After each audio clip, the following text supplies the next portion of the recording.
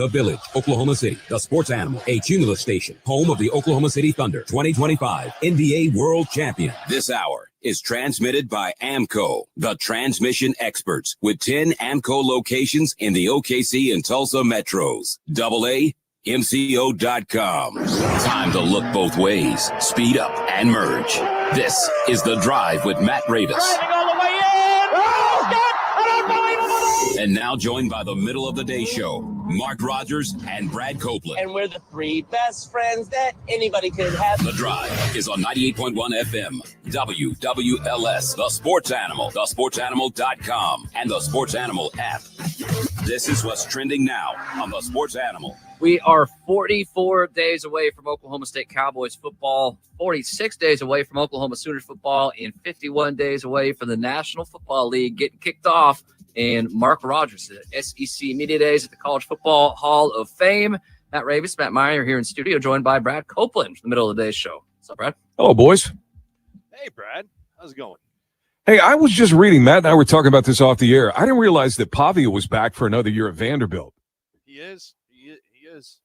Did you say he was wearing a tuxedo yesterday? All the Vanderbilt guys were wearing some kind of a tuxedo. Now, it wasn't a tuxedo that James Bond would ever put on. I mean, it was a little loose. You know what I'm saying? I mean, not finely starched. But they didn't have it was a bow tie and a tuxedo. 109-degree heat index. I don't think I would be wearing a fully starched tux either. Ooh, man, you get outside and it is kind of bearing down on you a little bit. But you pointed out yesterday, not the same kind of heat as Las Vegas last year. Definitely more humid. It's a dry heat. Hot. It's a dry heat. Oh, it's not a dry heat in Atlanta. It's the opposite. Yeah, in Vegas it is. In Atlanta, definitely not. Definitely not. I love Diego Pavia, though, because he is irrationally confident. He said, the mission's not finished. We want to win a national championship. If Vanderbilt wins a national championship, I mean, screw if jumping in the Vanderbilt canal. Wins the national championship, give him 10 more years of eligibility. Man, ain't nothing wrong with smoking weed. He could be a grandpa by the time he's done playing college football. Well, that's not happening, but he's very, very confident. And I was trying to remember, Mark, was it a situation where his JUCO time didn't count and he sued the NCAA? Is that what happened? And that's why he's able to come back? That's correct. Okay. That's exactly what it was. That's how he got one extra year.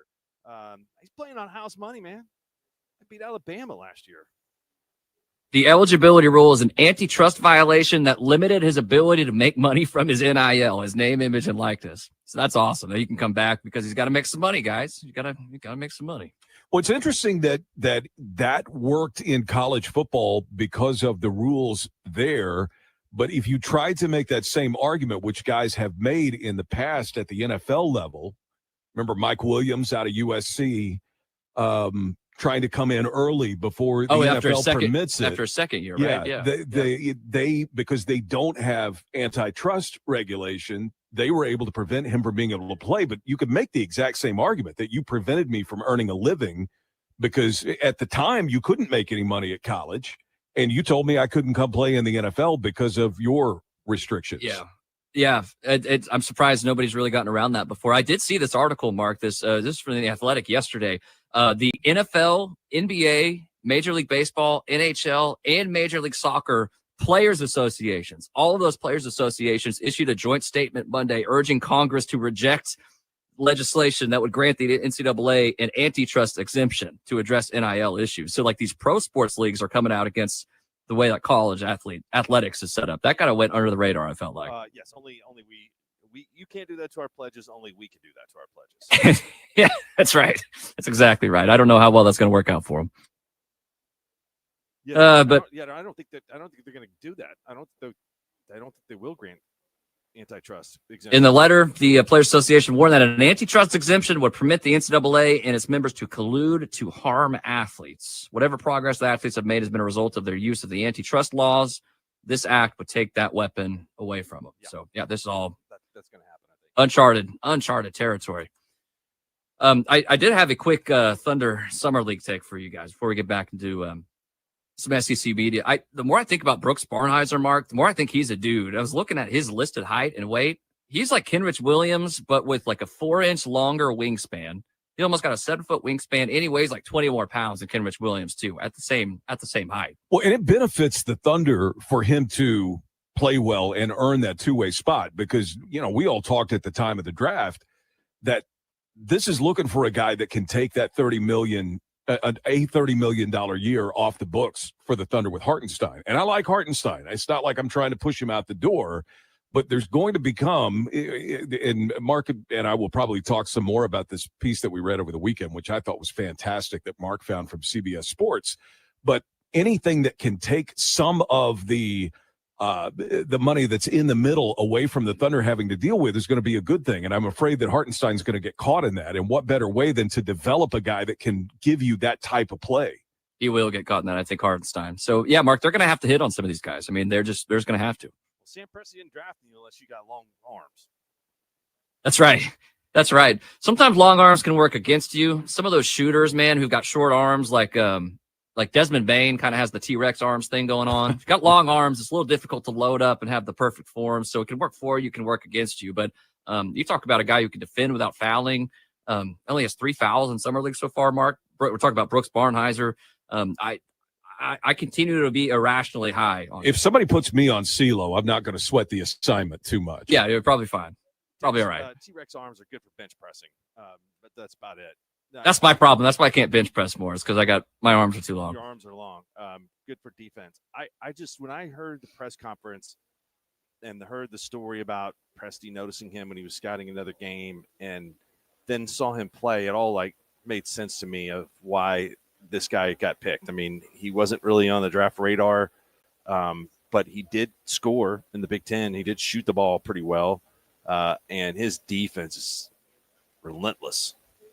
Going to use well, that's what the Thunder want. It's interesting that they find these guys. I mean, Youngblood, who has had some good showings in the summer league, is a guy that he played at Alabama. How did everybody take a pass on him? Yeah, I don't know. He's an NBA player. He's going to get rostered somewhere. I don't think it'll be here because, I don't know where they can put him. Yeah, I don't know where they exactly. Unless they, and even if they wanted to put him on a two-way, are they going to have a two-way available for him?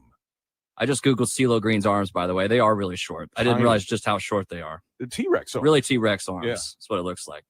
Great reference. Mark, toe pitch. Stand close to the turntable. Yeah, that's give me an advantage, though. I mean, you see it better. I'm going to wait and see on toe pitch. I'm going to make up my mind on toe pitch probably, in midway through this year, but also after the first year. I mean, I think he's a guy, there's going to be some development needed. And I don't know if it's just a perfect fit for him in this team right away in terms of getting all of the reps that he needs. They keep blowing out people. He's going to get some playing time. I'm going to wait and see on Topich. Zero urgency for him to do anything. Zero. That's right. That's right. That's 19? 19. He's a baby. 20, he is a 20, baby. I mean, you want to bring him along slowly. Then maybe you can sign him on a good second, rookie deal. I mean, that can. I think that's the one thing that Sam Presti has to be walking around every day thinking about is my payroll. Like, what can I do to reduce this payroll? We're going to just a little bit. Like, can I turn the bathroom light off, or can I shut the water down when I'm brushing my teeth? I mean, those kind of things. He's got to save money that much. Anything to keep you under that second apron, to make your decision making easier. Like, they've got ways, like you said, Brad, they've got ways to get under that second apron. They can decline that player option on Isaiah Hartenstein, but you want to make it like just that one move. You don't want to have to be, okay, now we got to get rid of Hartenstein, Lou Dort, and Kenrich Williams, all three of those guys, just to duck under the second apron. So what Mark is saying, yeah, I mean, if you can get a discount on a guy, and you're going to have to pay Topich a year earlier now because he already missed his first season. Well, the best way to get a discount on a guy is to draft him and develop him. And it is unfortunate. Mark and I talked about this yesterday when he was on the other show with me. It's unfortunate that in a weird sort of way, you do get penalized. Or not that you get penalized, but you don't get any benefit from developing your own talent, really, in the long term. Once they get beyond the rookie contract, there's no additional reward for creating somebody. And really, you want parity in the league, but you don't want parity at the expense of a team having to cut guys that they've developed from nothing, especially the Thunder that take chances on guys. You get a Lou Dort, and to have to sacrifice Lou Dort at some point is going to be, if we do, is going to be heartbreaking. And because they saw something in that guy that nobody else saw. They developed him. They created a guy that's deserving of a contract, and then they're going to potentially have to let him go because they can't afford to pay him along with the other great draft picks that they make. But I don't know any other way around that unless you go back to some sort of a system where the drafting right team does get a little bit of a benefit. And I mean, that's not going to happen until the new collective bargaining agreement, if that's even something that they would consider. Yeah, I'd love to see something, Mark, like the Supermax, like 35% is what Shea is making, but it's only worth 30% of the cap, or even something just to make it to where these teams can stay together. I'm still not sure on this new CBA, Mark, if it's a good or a bad thing for the league. Now, it's a great thing for the Thunder. The Thunder got screwed by the CBA when the salary cap jumped up, allowed the Golden State Warriors to go and get Kevin Durant. That hurt them. They did not anticipate that. And even the one before, with Westbrook's extension being worth more money, this CBA right now, the Thunder are in as good a position as anybody. And they're I want to say fortunate to do so, and they are a little bit fortunate, but it's also just because they have set themselves up that way. Yeah, the Thunder got screwed. I'm not sure whichever NBA writer floated it out there that, oh, by the way, Kevin Durant could end up on the Warriors because of this, small room that they have in the cap with the cap. That was a bad day. The cap jumped up, like now it can only jump up 10%. I don't remember what it jumped up that year, but it was more than 10%. And it was abnormal because of the new TV deal. And it was like the perfect storm. The Warriors able to get Kevin Durant. And it jumped 35% that year. Oh, wow. It was ridiculous. Let me glasses half full that for you, though. Right. And nothing will go back and give us a title that we could have won with that lineup of the Thunder. But Sam Presti clearly learned the lesson of that stretch with the Harden deal, losing Durant. Those mistakes that were made put him in a position to create what Oklahoma City has now. And what they've created now has the potential to carry them 5-6 years into the future. It has the potential. I highly recommend reading this piece that Mark found from CBS Sportsline. It has the potential to carry them until they're not even really in the threat of being punished until the new CBA comes into existence, which may negate some of the things that you have to worry about. Yeah, people hate this new CBA. So lesson was learned. And again, hats off to Sam Presti for learning that lesson and saying, I'm not going to get put in this position again. And he stockpiles all of these draft picks from the deals that he made through the years and put us in the position that we're in now to not just win this one title, but potentially have the chance to win a couple more in the next few years. Thunder will play the Magic. I think it's tonight. I'm trying to pull up the summer league schedule. Wi-Fi not cooperating with me, but I think it's tonight that they play the Orlando Magic. One more Thunder thing for you guys. Do you see that the Paycom Center will no longer be the Paycom Center? It's actually the new arena, but Paycom will definitely not be the naming rights. What time is the State of the City address where they're going to reveal the design? Oh, I didn't know. Is that going on today? Yeah, it's going on today. Oh, cool. The mayor's going to give his speech. They're going to announce or they're going to show the design, what it should look like externally. And the company that's building it, I don't know if you guys saw their resume, but they've built some of these great cutting-edge. Texas company? Is that where they're from, Texas?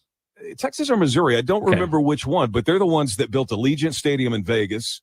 They built the Chase Center in where Golden State plays. Yeah. And there was one other really big cutting-edge stadium that they built, another football stadium. Oh, the Viking Stadium in Minneapolis. Wow. They built that. Beautiful. Yeah. So, I mean, this thing has the potential to be great. I'm assuming Paycom probably looked at it, and the way that they worded their statement was, we're going to allow the Thunder to find a longer-term partner that they can sell the naming rights to, and we're going to find other ways to sponsor to continue our affiliation with the team. So, Brad, when you cut a check for this thing, what are you going to call the arena? Yeah, we got to think about that. I wish I had the kind of money to do that. State of the City address is the 23rd of July. Somebody's took okay. So a week said from on the TV tomorrow. news yesterday, it was today. I don't know if that was misreporting or I misheard what they said. Fake news. Fake news. So we'll double check on that. We will. According to Cisco, our program director, this company also is the one that built maybe the cutting edge basketball arena in existence right now. The one that the Clippers play in. Oh, the TUE Dome. Yeah, exactly. That one's cool. Canal? No, they're working on cleaning it. I don't know if they're working on redoing it. All right, we have got some massive conflicting information. My man T-Fred, who I call an impeccable source. When T-Fred I do texts too. Me, I do too. I believe it. He says the State of the City address is tomorrow, and he sent me a screenshot of the Oklahoma City Parks and Recreation, that same account that told us not to jump in the canal. So it must be serious. What do they know? I was wondering how responsible we were for that specific tweet too. We're at least partially. We didn't mean to catch aspersions upon your info, Brad. I apologize, but I do want to give a shout out. I would give it up. I'll give it up to Chad Richardson at Paycom. Yeah, they made a lot of money, and he's poured some of it into sports, which he's a man that I've Done a lot out at Tuttle, right? Tuttle High School, I believe. Tuttle, UCO. UCO, yeah. Supported wrestling programs. So he's trying to make the sporting world better around here. I always wondered I mean, you don't expect an immediate windfall from buying the naming rights. Just wondered, like, is that worth it in general, for lack of a better way to put that? To the company that's buying it, or to the team? Because it's nothing but a windfall to the team. The company is buying the naming rights. Like, how worth it is that? It depends. I would think that Paycom would tell you that being the home arena sponsor of the national or the world champs this year gave them an extreme amount of value. So, I mean, I don't know. Added bonus on top of all that. It's a good question. I think it comes down to how much you wind up paying for it and what the terms of the contract are. But every time they mention the team and a game that's played in Oklahoma City, they're saying Paycom Center. So you're getting your name out there, and what you really want is that repetition. Yeah, you're not putting that on a credit card, right? I mean, if you're sponsoring, it makes no sense to you. Yeah, no, absolutely it does. I was just curious, like, how much is that worth it? Because then I think about, like, Acrisure Stadium. You guys know where Acrisure Stadium is? I don't know where any of them are really anymore. Yeah, it's Heinz Field. Now, everybody calls it Heinz Field, but officially it's Acrisure. Is Acrisure a medical property? I thought it was insurance of some sort. Okay. Okay. I don't know what it is, but I can tell you where it is. Yeah. How many Heinz Field have been sold in New Orleans? Oh man, see that what was the Sleep Train Center? Was that Sacramento? One of the worst names for an arena ever. The Sleep Train that was. Center. I mean, Sleep Train Arena. I hope the company got their money's worth out of it, because that is horrible branding. It's bad. Hey, Kings basketball, come sleep with us or whatever. Well, here's the double edge of the deal, though, is for me anyway.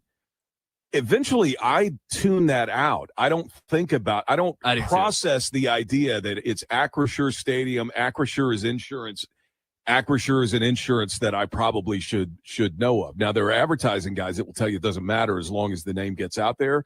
But I always think about these insurance commercials that, like the turning into your parents thing. Yeah. One of the greatest campaigns out there right now. The one where they had rats in their house, a rat problem, and it was Rat the band performing in their house. It's brilliant. I can't tell you which insurance companies those are. So your cleverness at sometimes can outjump the effectiveness of your ad. Even though I can remember the ad, I can't tell you whether it's Geico or Liberty Mutual or the one that flows on. I don't know. Progressive. Yeah. The rat one was Geico. I'll tell you the best combination of that, though, Brad. What you're talking about, creativity plus the name, the Budweiser frogs. That is the epitome of what you're looking for. Well, because you're always saying the name. When they croak, they would say Budweiser, so it reinforces that. You're right. They tried to do that with Dilly Dilly. They tried to make the new one. It worked. It worked for a really, while. The new trend, though, in advertising is ugly advertisements. Have you heard of that? No. Ugly ads. It's like where people try to make them intentionally ugly, so it like blends into like regular content you see on social media, and then you're like, oh, that's an ugly advertisement, but it'll stick out because it's stupid, because it looks hackney, because it looks whatever. So anyway, good talk. We'll get back to some college football in some Southeastern Conference. Let you know the latest of what Kirby Smart had to say earlier. We can talk about Jackson Arnold and some of his comments on the University of Oklahoma. Mark's at the College Football Hall of Fame, where it's all going on. Matt, and Brad here in studio on the Sports Animal. You can't do that to our players.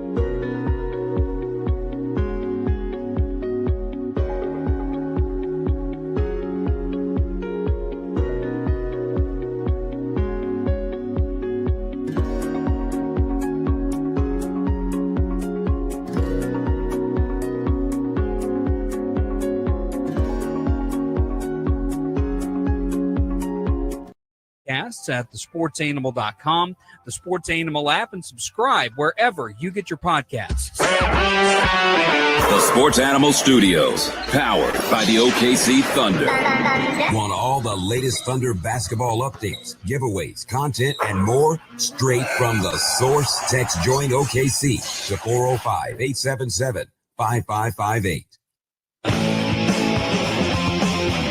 Happy SEC Media Day to all who celebrate. If you're wondering, hey, where's Oklahoma? Want to hear from OU? They will be tomorrow, and Mark will be there for that as well. Today, though, a pretty awesome lineup: Georgia, Texas, Tennessee, and Auburn. I mean, you got some potential for some fireworks. Hugh Freeze is at the podium as we speak. I don't know, Mark, if he's been asked for any, like, what's his swing thought or any golf tips or anything like that, but I'm sure that's soon to come. Yeah, great advice from our guy Doug earlier today that just said that he should have walked up there and said, "Hey, I'm busy. Let's make this quick. I got tea time." You know, it doesn't play well in the room. You know, that could be kind of awkward, but I would think people would have a sense of humor about that. It would show more of a sense of humor than Hugh Freeze typically is seen as having. Yeah, I guess Brian Kelly went up there, who is one of the great comedians of our time. I say that obviously sarcastically. He went up there and gave the gesture, like, give it up to me, and everyone was just silent because they're all It's not the room, dude. journalists. Like, it doesn't get more awkward. I thought it was interesting that he got, I don't know if he got pinned down or if he brought it up himself, but he brought up their inability to win an opening game since he's been at LSU. Yeah, Brian Kelly, yeah. And it makes me wonder, like, do you get so hyper-focused on winning that first game that you lose sight of the next 2 or 3 games beyond that? Because this has the potential to be a good year for LSU. Although last year did too. I mean, how many times can LSU have the potential to have a good year and then not live up to the expectation? Mark, the defensive side of the ball for LSU, and you've seen them get back to the way that they can play some defense. They got a couple of stud. Whit Weeks is a stud over there. Perkins can be a stud. They got some studs. I mean, I just don't know that they've got the depth to be good, like down in, down out. They might. I don't know. They might. But a couple things here from Hugh Freeze at the podium. First of all, and I love when coaches throw out these dollar figures. He got asked about Auburn allegedly being a top 10 spending team in the country, even over Alabama. And they got some kids from Alabama now in a way that usually Auburn doesn't beat the Crimson Tide. Hugh Freeze said, I mean, you got to pay up nowadays. Both Jackson Arnold and Ashton Daniels alone costed $5 million each. Got to be able to spend to compete in today's game. Now, wait a minute. They paid $5 million each for those two guys? That's what he said? I better make sure this is a real quote. Hopefully I'm not getting sacked here, Mark. yeah, I don't know. I don't know how they do that. I think I might have gotten sacked there. That's bad. They couldn't have spent $5 million I know, that's each what on those guys. But these coaches, yeah. So that was strike that from the record. He did say on their offensive front, this is my favorite offensive line when I look at it on paper in terms of experience, size, and length. We better be able to run the football. And offensive line play, I think, pretty important for the quarterback, Jackson Arnold, too. I heard you guys saying that Hugh Freeze is on the hot seat, which I agree with. How hot do you think his seat is? Think there's a number on wins for Hugh Freeze? I mean, if the alumni really ponied up that kind of money, not literally the $5 million each, but if they ponied up big bucks to get those guys in here, and Hugh Freeze under-delivers again, based on the way that there were a lot of people, both on his team and veterans that were former players on Auburn that were unhappy with him and the way that he was coaching that team last year, I would think that he may have one of the hotter seats in the SEC. It's 8 wins. So if he doesn't win 8 games, he's going to be out this year. You think? I think he needs to win 8. I mean, yeah. If you win 7, and it depends, man. They really did. They did some things last year that were questionable. Well, and he did some things that were questionable. The way that he was blaming players and the way he wasn't taking accountability, and that was what really upset the former players at Auburn, which is why I think he needs to have an overwhelmingly successful season. One thing that will help, Mark, close games. In one-score games, 7 points or less, they're 11-14 in 2 years. Actually, the 1-6 is the 7 points or less. So 1-6 in 7 point games in the last 2 years. You cannot choke away that many games. Turnovers, right? That's it. That's how you get to that. Losing on the margins. That's how you get to that point. Losing in. Well, that's how they lost that game to OU last year. They lost several. I mean, that's a big thing, and that will get you fired if you lose close game. I mean, it's almost, I don't want to say it's almost worse than getting blown out, because at least you're competitive, but to be there and then to have that disappointment, that stings. I mean, that leaves a bad taste in people's mouth. Yes, it does. Hugh Freeze did get asked about golf. He said, I haven't had time to defend it. It's something I enjoy doing. It doesn't take away from my time working to get Auburn back to the top of the college football world. Yeah, that's a perception problem, I think. If you're a guy that's already on the hot seat, you're a guy that already, and I mean, we know the ego of some of these coaches. They think that it's completely misguided that somebody would dare question their methods of motivating their team. But it may not take away from what you're doing, but it sure doesn't send a good message. It sure doesn't look good to the fans that you're playing as much golf as he's been reported to have been playing. Man, I mean, he's not even pencil whipping it, right? I mean, if he had double jeopardy for him, he gets in trouble just for turning in the score. And what if he was embellishing on how good or bad of a round he played? If any coach of college football was going to say he had a 4 instead of a 5 or whatever, I think it would be Hugh Freeze. Auburn knew what they're getting. Yeah, That's true. There's a long history there. There was a lineage there. Hugh Freeze on opening the season at Baylor. There is zero hiding from the fact that this first game is a big game, and we talked about this earlier, Brad. Like, we're going to know about Auburn within the first 5 weeks. Auburn week 1, or Auburn at Baylor week 1. They go to Norman week 2, and they go to College Station week 5. So we're going to know about them. Yeah. We're going to know how they're going to be. Do you have Texas winning the SEC? Yes. I don't know how you could pick against Texas to win. I mean, there's an argument to be made for Georgia, but the question mark for me is Arch Manning going to fulfill the destiny? I mean, how many times have we seen guys overhyped and then not quite live up? But I do think that based on his pedigree, based on what we saw of him last year, and based just on the team around him, I think it's hard. You're hard pressed to pick against Texas to win the SEC this year, and their schedule. Yeah, we were looking at it earlier. I could easily see them getting to at least 10 easily, and then if they win 1, 2, 3 of Ohio State, in Florida and Georgia, all of those are road games, then they're going to be up there. They might be the best team in the nation. Florida won't be easy. I mean, they were tough at home last year. They got going at the end of the year. No, it won't be easy. Another thing here, I teased this yesterday and we never got to it. Did you guys hear what Greg McElroy was saying about Nick Saban? Either of you guys catch that? I don't think so. He said that he thought that he might not have coached his last game. He could return to coaching. He said he was told by somebody, McElroy was very much in the know, by somebody very much in the know, that he would return to coaching at some point. McElroy said his source was adamant about the prediction. Of course, one person can say anything. We all know how that goes. I have a tough time seeing Nick Saban getting back into college football, but could he go? Well, that was going to be my question, is I can't imagine that he goes back, because it's pretty evident why he left college coaching. And he would not have been – he's not going to find a better situation than what he had at Alabama. So is that indicating that he would try again at the NFL level? Well, if the NIL situation dies down and maybe some regulations, come on board, and he doesn't have to worry about as much, then it could be possible that might be a reason for him to get back in. But I mean, I don't know. I don't think so. Okay, so just the semantics of this whole thing. I mean, clearly Greg McElroy knows Nick Saban well enough to have either heard that conversation or to ask him about it. So why is he sourcing it to someone?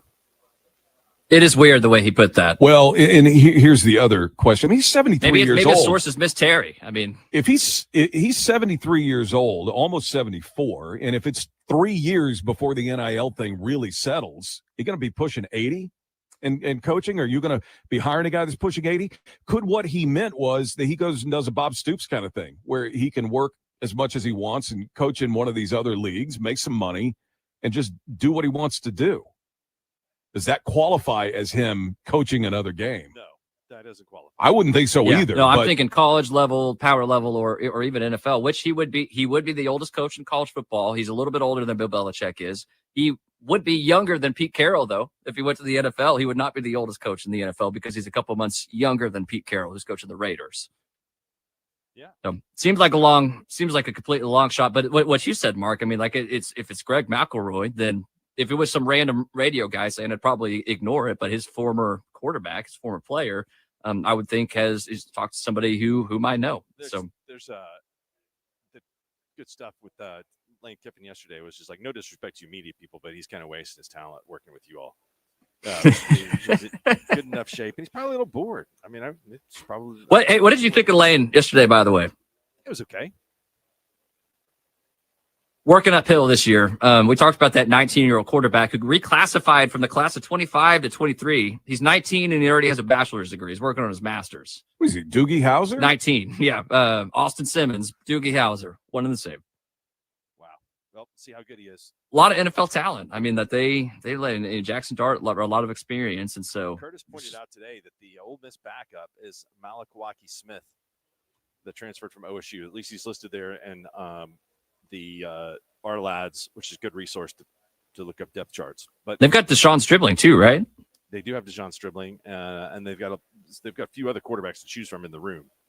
I'll say this about Nick Saban: he's so good at what he's doing now with the media, and I don't know how much money he's making, but he's making a ton of money for doing it. And maybe he is bored in the summertime, but if I'm ESPN, I'm doing everything I can to hang on to him. I mean, maybe it's his leverage on his part. Maybe he's like, it could be trying to squeeze a little bit more money out of it. It could be, but I think to me, he sort of reinvigorated game day for me last year. I loved him on game day. And his personality is such that you get him out of coaching. I'm sure he's great to play a round of golf with, Mark. I'm sure he's great to go out in the fishing boat with, or even sit down and have a drink with. Yeah, and a few of the, few of those timed he seems authentic on there, whether it's just from being matter of fact or what. I think he's got a little bit of a rapport with McAfee, which helps. They needed some chemistry help on that show. No question about it. No question about it, especially with what Corso is able to contribute at this point in time. They needed another element. Wasn't it Saban's couch that McAfee's weed vape fell out into the cushions of? It wasn't Saban. It wasn't? Okay. It wasn't Saban. But that I heard that story too. I heard that rumor as well. Last thing here, I guess, before we wrap it up, move on to the next thing. Like, how many schools out there? Like, if I told you over under 4.5 jobs that Saban would take if they came open, would you take the over or under? I don't think there's very many jobs. I mean, LSU, I think you'd have to just because of the relationship there. Again, I don't know that there's a better situation than what he had at Alabama. He had reached the mountaintop, and they were going to give him forgiveness that they would not give anybody else. So unless there was one of those dream job situations that he always wanted to be the coach of Notre Dame, or he always – I don't – why would you? But again, maybe I'm not driven the way that he's driven. But at 73, 75 years old, 76 years old, I don't want to get back into that rat race. Yeah, the only reason, Mark, is because he would want to. I think that would be the only reason why. Well, he coaches wherever he wants to for the most part that has an opening, I think. That's the other thing. It's like a school that's going to have an opening in the next couple of years because there's definitely a time limit on that being 73 years old. So I don't know. I don't think there's very many jobs out there he would take. Maybe that 4.5 total is too high even. Not sure on that, but well, is he rip enough about Alabama to not go coach at LSU or Auburn? That would be awkward. Yes, it would. That would be. What do you think about Belichick and UNC this year? I mean, based on what I'm reading, I don't know if it lasts. I think that there's so much off the field stuff that's come in there with him. I think he's really going to have to. He's going to have to have a Deion Sanders kind of year, I think, for him for that partnership to want to continue. I think they go 0-1. I think they lose their opener on their home field to TCU. I don't see a lot of in between there. I can see that working out really well. I can see that working out way under expectations. Well, I'll say this about them losing on their home field to TCU. I thought Colorado would lose their opener under Deion Sanders to TCU as well, and I was wrong about that. So I don't disagree with your point, Mark, but I think it's going to take that kind of a year to. I don't see Bill Belichick wanting to go through the grind of a 5-7 season. We just had a whole conversation about Bill Belichick and didn't mention Jordan Hudson. I was We didn't thinking say her about name her, until though. just now. Yeah, we thought about it. Everybody was thinking about it. When I said off the field drama, Hey, you're in you for knew what I was talking about. Red River Roofing, one of our great partners today. I am, and the record rainfall this summer is making people concerned about their roofs, and you should be concerned about it. So when it comes to protecting your home's exterior from all the rain, the company you choose matters, and that's why you want to go with Red River Roofing. One thing that, listen, I've been guilty of this in my life. You don't want to call for an estimate because you know they're going to put the sales pitch on you and try and like upgrade you to, oh, well, you need to do this, this, and this too. Red River Roofing comes in and they have a no pressure inspection that they will give you an estimate. They can address all of the needs on the exterior of your home: roof, gutters, insulation, siding, windows, everything. But again, it comes with no pressure when they come give you an inspection. They've got highly trained crews. They've been in the market for over 25 years, so that you know that you can trust them. They've been in Oklahoma. They are Oklahoma people. So if you need something done to the exterior of your house, including the roof, but also gutters, insulation, siding, and windows, make that call. Red River Roofing, Siding, and Windows, a proud sponsor of OU Athletics. They're happy to come out and show you how they can help you. So find them online or give them a call. It is Red River Roofing. Awesome. We really appreciate Red River Roofing, and we appreciate Mark Rodgers hanging out with us from SEC Media Days in Atlanta. He's at the College Football Hall of Fame Media Day. Mark with us. He will be with us throughout the afternoon as well. We'll be right back.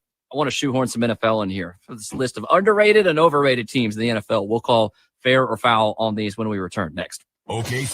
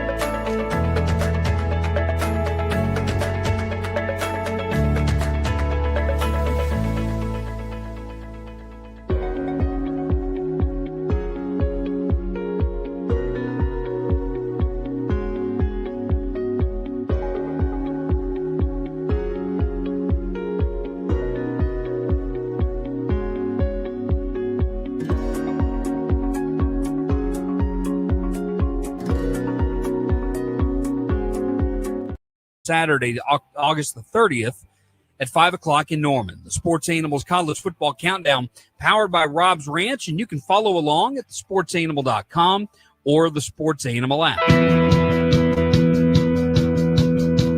Matt Meyer playing some Strokes for me. I love it. Completely underrated band. We're here in studio today. Matt. We got Brad Copeland. He's at for Red River Roofing. Appreciate them. We'll hear about them in just a minute. Mark is in Atlanta. College Football Hall of Fame. How's Buckhead? It's crowded. So got a little bit of lay of the land driving around yesterday, and it was busy. I got to eat some barbecue last night. Where'd you go?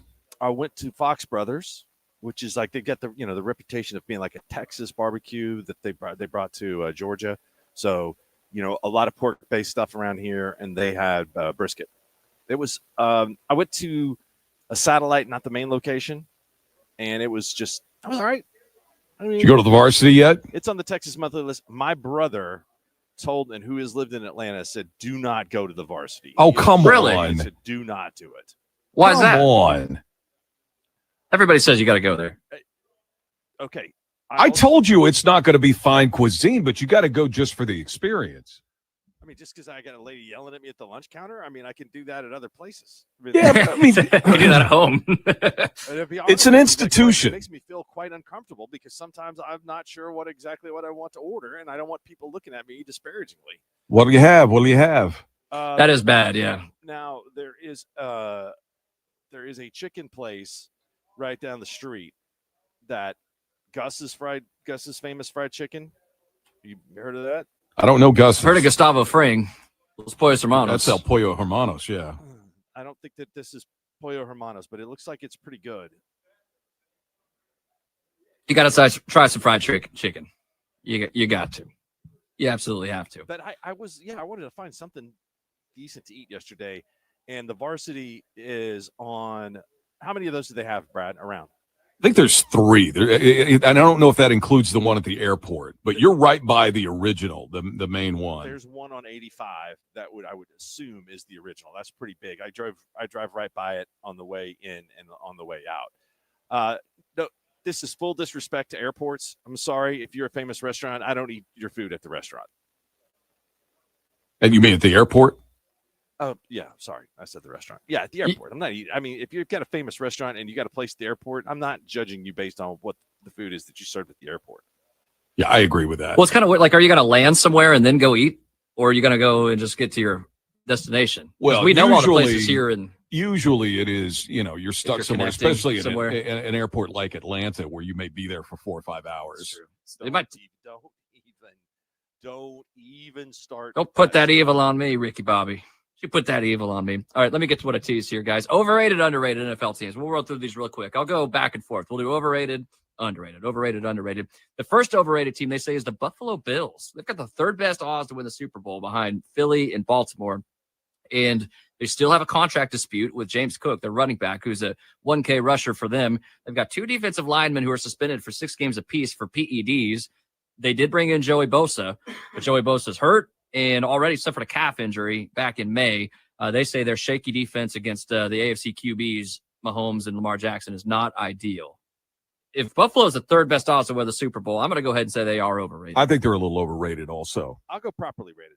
I think they're properly rated. They are rated. They are rated. Okay, overrated or underrated team, rather. The Dallas Cowboys, replacing Mike McCarthy with offensive coordinator Brian Schottenheimer. Excuse me. Felt like an underwhelming head coaching move. Top defensive player Micah Parsons' unresolved contract status looms large. Trayvon Diggs, Damari Overshown are still in the rehab stage after getting injured. They don't know about the running back position. So as a whole, expectations aren't very high, but they say healthy Dak changes things. And now they've got George Pickens, CeeDee Lamb, Jalen Tolbert, Jake Ferguson. Make it hard to key in on anybody. If George Pickens can behave well, they say the Dallas Cowboys are underrated. I disagree with that. I think they're overrated based on the division that they're in, the teams that they're going to have to beat. There's a chance, but I think they're a little overrated. No way, underrated. No chance. Has the pendulum swung so far, though, that maybe they are underrated? Like, literally nobody giving Dallas a chance to do anything. And I do agree, like, Dak gets a big microscope because of the money and where he's playing as well. But a healthy Dak is is necessary. Well, the one thing they have going for them is they're in the NFC and not the AFC, but they are in probably the toughest division in the NFC. So that, to me, that's an issue. I think they're overrated. They're overrated just based on the morning news cycle. Yeah. Talked about too much. There's no other team projected to be third in their division in the NFL that is getting as much run as the Cowboys. One more overrated, one more underrated. The Lions. The Lions had Frank Ragnow, the center, fourth-time Pro Bowler, retire, and Kevin Zeitler left in free agency, the right guard. A couple of big holes in their offensive line, which was maybe the best in the league last year. And then they lost Ben Johnson. They lost Aaron Glenn, replacing both coordinators. It's interesting. Give me what their rating is. What's their expectation? Because they say overrated. No, they say Lions are overrated. That's what I'm saying. They're saying the Lions are overrated. It just depends on, tell me where you rate them. I mean, like, are they the favorite to win the NFC? Or are they the second favorite? And last year, I thought that they were just as good as Philly. I mean, if they would have got to that game, I think it could have been, it maybe could have gone either way. They didn't get there. They got bounced out by the Commanders. But I think their division is tough, and I think that they might take a little bit of a step back because I do think that the offensive line is not as – yeah, that's a problem, right? Here's the question, though. Here's the question. Is Jordan Love going to take a step forward this year? Goff. No, Jordan Love. Is Jordan Love going to take a step forward this year? I hear you. Is Caleb Williams going to have a better year than he did in his rookie year? Is Minnesota going to be better than they were? Are they going to continue to move forward? All of that factors into how I am going to form my opinion about the Detroit Lions. I think the Lions are still good. I think they've still got a lot of great players. They definitely still have a great coach, even though they've lost coordinators. So I'm going to say that they're probably rated about where they should be. I don't think they're overrated, but I also don't think there's no way they're underrated. The division's about the same because I don't really see the Vikings taking a step forward. I don't know what McCarthy's going to provide. I definitely think the Bears are better. One more underrated team. Yeah. You just boys buckle up a little bit because I brought it back from Chicago. I brought something back with me. I'm going to be on the Bears. I'm going to be on the Bears bandwagon. I'm with you on the Bears. I think this next team is underrated. The Cardinals doubled their win total under Jonathan Gannon in year 2. Have not had a winning season since 2021, but they upgraded their defense, and they've got a strong running game. Marvin Harrison can take a step up. I think he will if Kyler can live up to expectations. I think the Cardinals are going to be better than people give them credit for in that division, which is kind of reconfigured. Kyler's got to be able to win in the playoffs. I still think that Los Angeles is good. I think just even making it to the playoffs. I still think Los Angeles is good. I don't know. I'm lukewarm on Arizona. They could get a lot better, but they're going to have to show me that they will before I'm buying it. As opposed to the Cowboys, I think the Cardinals are in play for at least the second spot in their division. I think so. Seahawks take a step back. 49ers take a step back. I agree with Mr. Ravis, and I will say the Cardinals, because they have no rating, no one ever talks about them. Right. Say they're underrated. All right, Brad, what about Red River Roofing before I get out of here? Oh, Red River Roofing, they're here, man. You had issues from all this rain that we've had. We've had some storms blow through. We've had some windstorms. You need roofing. You need anything on the exterior of your house. Roof, gutters, insulation, siding, windows. They do it all. And they've got great specials, too. During the month of July, they're celebrating the 249th year of America, and they're offering $249 off per window.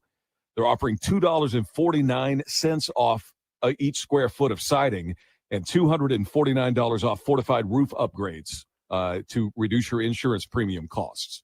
So a lot of ways to save money, and you know that they're licensed and bonded. They do all the things that you're supposed to do. They're not one of these fly-by-night companies that comes in and tries to take advantage of the weather. They've been here for 25 years. They're Oklahoma-owned and operated. You'll know where to find them if there's a problem, and they're going to make it right anyway. So go online to redriveroklahoma.com or call them at 405-330-0025. Thank you, Brad. Thank you, Mark. Thank you, Matt Meyer. Middle of the day show up next. Hey, dude. Just got back from Jamaica. Big whoop. I was in hot Atlanta.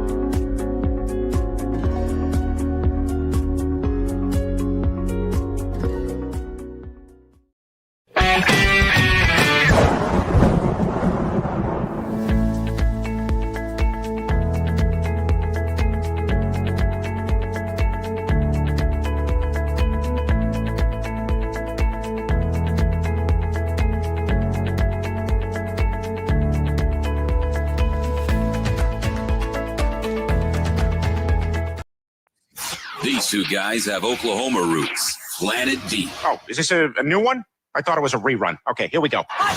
One from the plains of Kay County, and the other is straight out of the backwoods of McCurtain County. Get ready for the latest sports takes, plus a view inside the world of music, food, and pop culture.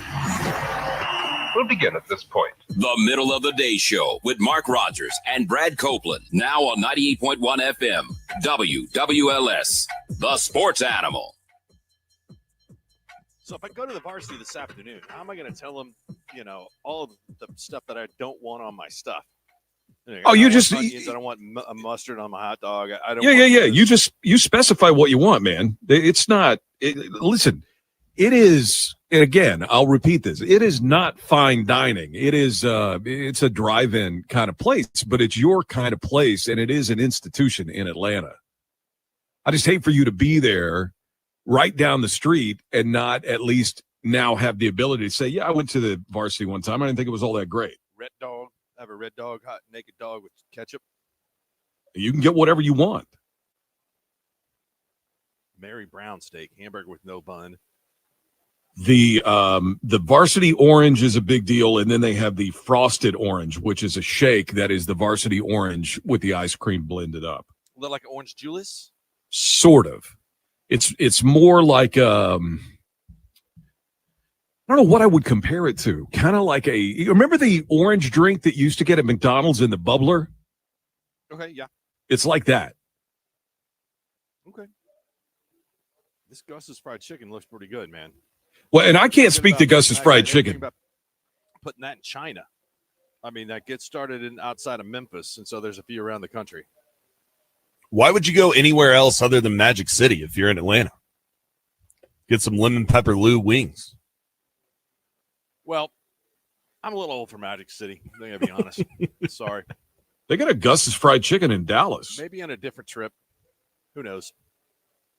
I don't think I'm going to Magic City.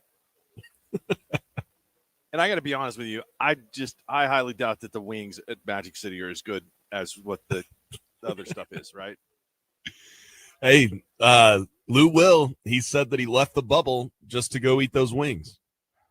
I mean, I'd leave the bubble to go eat a lot of different stuff. Let me see. How far is it? Magic City. Boy, Magic City does look good. Magic Holy City. cow. I can walk to Magic City right now. Man, oh man. That is my kind of place. What time does this open? What time does Magic City open up? Does it ever close? 3 p.m. to 3 a.m. Not a lot of places in this world you can go get neck bones. Those fries are pretty good.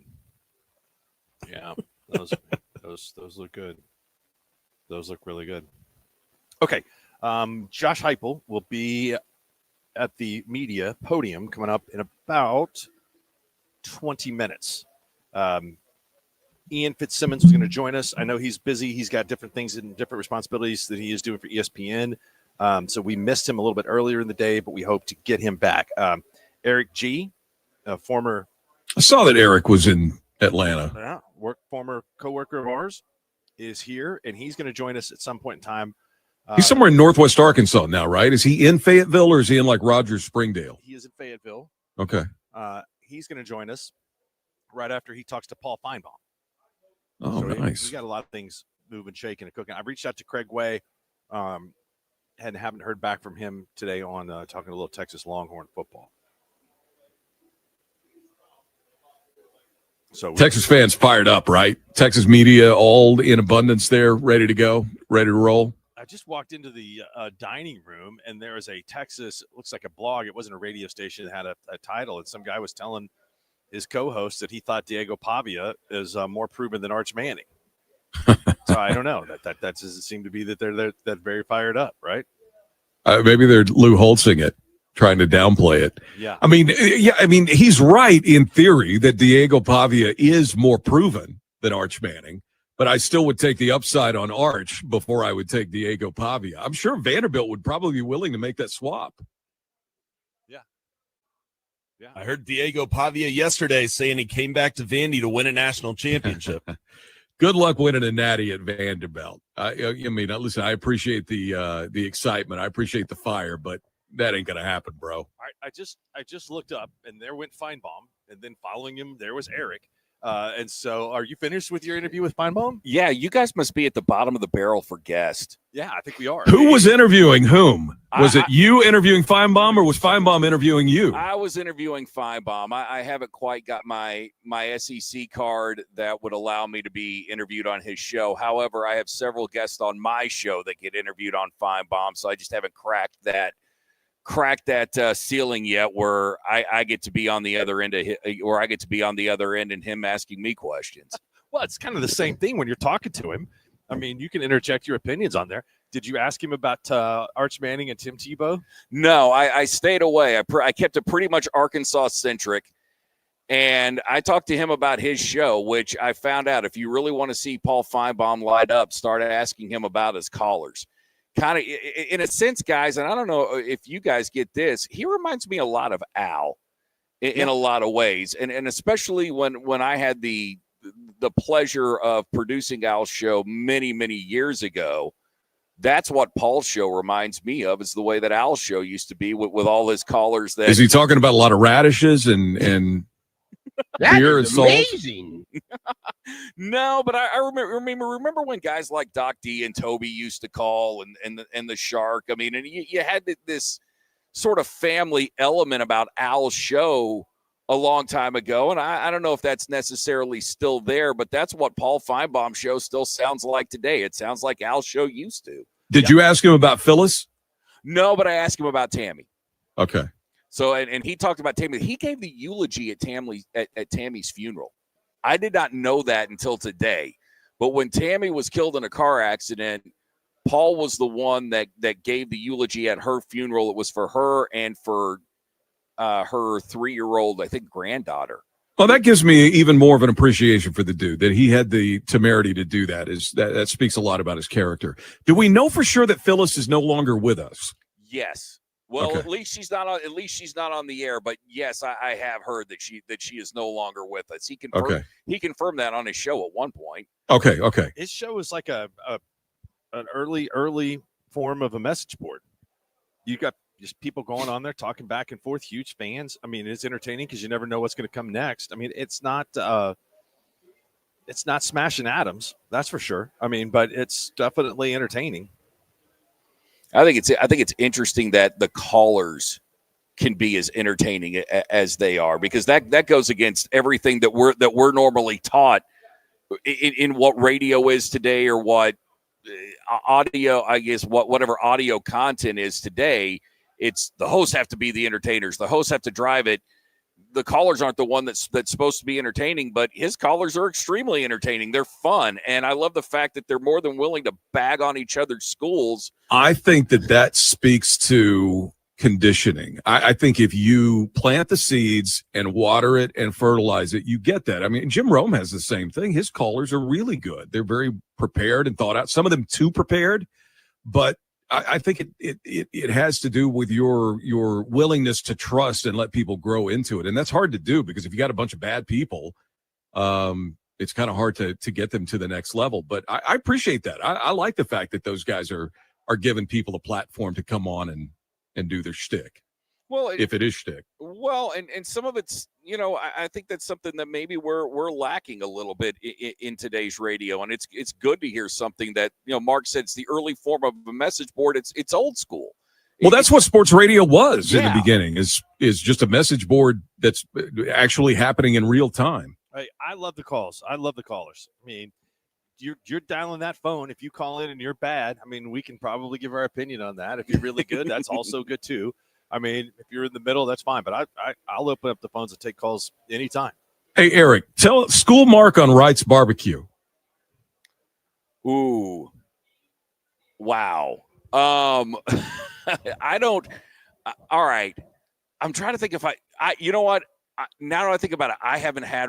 No, I have had Wright's. I had it at a baseball game. There's one that's right across the street from the baseball stadium in Springdale. Yes. And then there's one in Fayetteville that's right on the outskirts of town in like an old house. It's fantastic. Yeah, that's the one that I've driven past the most. Now, I had Wright's at a baseball game this year, and we're lucky enough in Arkansas that when we go cover baseball games, not that I don't know if anybody in Oklahoma cares about this, but I'll just tell the story. They give us vouchers for the concession stand. That's the media food, which is great because Wrights is one of the concessions. Yeah, that's a score. And that brisket sandwich that I had to compare it to what is served down at AT&T Stadium as far as the brisket sandwich goes. That thing not only rivals the sandwich at AT&T Stadium, but that might be it's easily the second or first most tender brisket sandwich that I've had that absolutely melts in your mouth. And if you put any sauce on it, and you can get sauce, if you put any sauce on it, you're doing that barbecue a serious injustice because the smoke, the seasoning, the tenderness of the meat, it has to be enjoyed without sauce. I mean, those people at Wrights are absolute barbecue artists, and that's taking anything away from anybody in OKC, where there are a lot of them as well. There's several locations in Northwest Arkansas. If you ever get over there, go try it. I thought it was really good. No, it's fantastic. I will try it. Arkansas didn't roll in here till Thursday. Sam Pittman was clearly on the hot seat last year. I guess he did enough to temper that talk. We're going to be talking about that with him Thursday. We'll be talking about him being on the hot seat on Thursday. Arkansas, while he got to stay, he was only 6-6 last year, 7-6 if you count the bowl win. That's not good enough for Arkansas. Fans are still livid over the fact that they lost the Oklahoma State game last year. They could have beaten A&M. They could have beaten Missouri. They easily could have had 8-9 wins last season, but fell short of that mark. This year, the bare minimum that I think this fan base is willing to accept is 8 wins. I don't know what that schedule. You play Notre Dame. You can get to 8 wins. You might be 7-5, which is showing improvement, and that still won't be enough to make Arkansas fans happy. Good grief! That schedule is more brutal than Oklahoma's schedule. Arkansas did not age well losing to OSU. The Cowboys, I think at that point in time may have been a little bit better than they were by the end of the year when they had some things go wrong. But man, schedule is tough, Eric. You're looking at a schedule. You mentioned Notre Dame. They play Ole Miss in the third week of the season. After that, they travel to Memphis, who won 11 games last year. I played them on the road. You play Notre Dame the week after that. The week after that, you go to Knoxville to play Tennessee. Then you come home to play A&M, Auburn, and Mississippi State, which 2 of those games you probably should win. And then you finish out the year. Get this triple shot to finish out the year. LSU and Texas back-to-back on the road. So you're Baton Rouge and Austin, and then you wrap things up with Missouri at home, who is 12-4 against you. I'm leaving tomorrow, so make sure that you tell Sam Pittman it's nice knowing him at Arkansas. I'm not making it through that. I hope it's the opposite because I like working with Sam. Sam is one of the easiest coaches that I've ever had to work with, so I'm not in any hurry to see him go. But if Taylor – a lot of it will depend on this year. You mentioned Taylor Green, who's obviously Arkansas's best offensive weapon. But Mark, I'm telling you right now, they could run the ball, or they have the ability to run the ball better than anybody in the SEC this year. Not that they have the best running back. Don't get me wrong on what I'm saying. But the offensive line is improved. They do a good job of run blocking, and with Braylon Russell and Mike Washington and A.J. Green, between those 3 guys. And actually, you got a 4th and Rodney Hill who you can split out and catch the ball. If they can live somewhere between 3rd and 5, 3rd and 3, and just continue to run the ball and hit it at like 5-7 yards a pop, and then have Taylor Green be a threat with that arm strength to kind of hit you big every once in a while, they can steal some games. They're talented enough to do it on offense. I just don't know if they're going to be able to stop anyone. 5-7 yards a pop, and they'll be the greatest football team of all time. But, I mean. So they lost an offensive lineman at LSU, right? I mean, a starter. They lost. Ole Miss. They lost one to Ole Miss, Patrick Kudus. Yeah. But I like what they've done. I think they've actually upgraded from Patrick Kudus, okay. which That's was not a good sign for Ole Miss. No, and it's not even taken away from Patrick Kudus, but what they did along the offensive line, they went out and got Corey Robinson from Georgia Tech, who is going to be the left tackle. and he showed really good this spring from what I saw from him and all the practices that we got to watch. Which, by the way, not to make Oklahoma media jealous, Arkansas lets us watch the practices, the full practices, all of them during spring. We can watch them all. But the right side of the line will be good with Robinson, or the left side of the line will be good with Robinson at tackle. And then you've got Fernando Carmona, the guard, who played tackle last year. The left side's a bit of a question, but the guy that they brought in from Oregon looks like everybody's dream as far as what an athlete should look like playing tackle. And at guard, they've got this kid named Amarian Harris, who is good enough to play all 5 spots on the line if they need him to, although I think they prefer him never to play center. That offensive line can block, and it'll be one of the most underrated, overlooked units in the SEC. But if it can just do its job, then they'll be pretty good this year. I mean, and pretty good for me. Look, 7-5 would be great. 8-4, you ought to be doing backflips. 6-6 could be the most likely of all the outcomes this year if you're looking at positive. But count it up, guys. I think they'll be scheduled. I think they'll be favored in maybe 4 games this season, and that's about it. Eric, explain why, and it's going to come to it's changing now because of the revenue sharing thing. I never understood why Arkansas didn't have one of the highest abilities to pay players in the country with all that money that's up there in Northwest Arkansas. Well, why was their NIL money not higher than it was over the last 4 or 5 years? Well, I think a lot of it has to do with you're asking the same people over and over again to donate.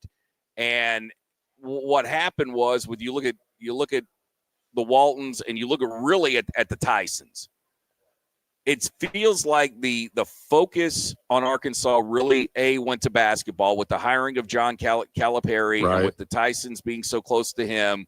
They decided that they were going to pump a lot of money into the basketball team, and that is paying extreme dividends. I watched them practice the other day, and they already look better than what they did last year. And last year, they're a Sweet 16 team. The other focus has been baseball, and it was a team that could have, should have, would have won the national championship this year. So they have kind of, just in my opinion, kind of overfunded sports that they felt like they had a higher ceiling to win. And they've underfunded football, and in football, they've got themselves into a situation where they're playing money ball. They're trying to spread the money out as much as they possibly can, instead of focusing on, going into the portal and paying $3 or $4 million for a quarterback, or overspending for a corner or a rush end. They're trying to spread it around and get as much bang for their buck as you can. But that also limits your talent level. And what I saw this spring, they reminded me a lot of some of Mike Gundy's best teams at Oklahoma State, which is good. But I don't think but I think obviously we know that that's not enough to compete the way you need to in the Southeastern Conference. You can be good, but you're not going to be nearly on the level that a Texas or an LSU or an Ole Miss is by doing that. Yeah, I mean, there's some teams, there's some room in this league for some teams to move their way up. We got to take a break, man. Good to see you. Thanks for stopping by. Good to see you guys. Thanks for letting me come on and blab about the Hogs. We'll do it again. Thanks, Eric. We'll do it again soon. Mr. Eric G. Hey, fellas, real quick, one thing that you guys were talking about there, the tough road games. You said at Mississippi, at Tennessee, at LSU, at Texas for Arkansas. Sam Pittman in his 6 years at Arkansas is 6-15 on the road. I think some of those teams not quite maybe as good as they've been in the past. Maybe a little bit more winnable than. But keeping my fingers crossed that you're catching Ole Miss in the early part of the season, and that they just haven't quite developed yet in the early part of the season. It's a lot of hope. That's fair. That's fair. Brad, what's going on with Red River Roofing? Red River Roofing, they have got you covered for everything for your home's exterior, and everybody knows these fly-by-night companies that come in anytime we have a storm come through. They're putting stuff on your door, they're putting stuff on the window of your car, trying to hustle you to let them do the work. But you don't know where they came from, you don't know where they're going back to, you don't know when they're going to do the work, if they're going to do the work. That's why you want Red River Roofing. They've been here, they stay here. This is their backyard.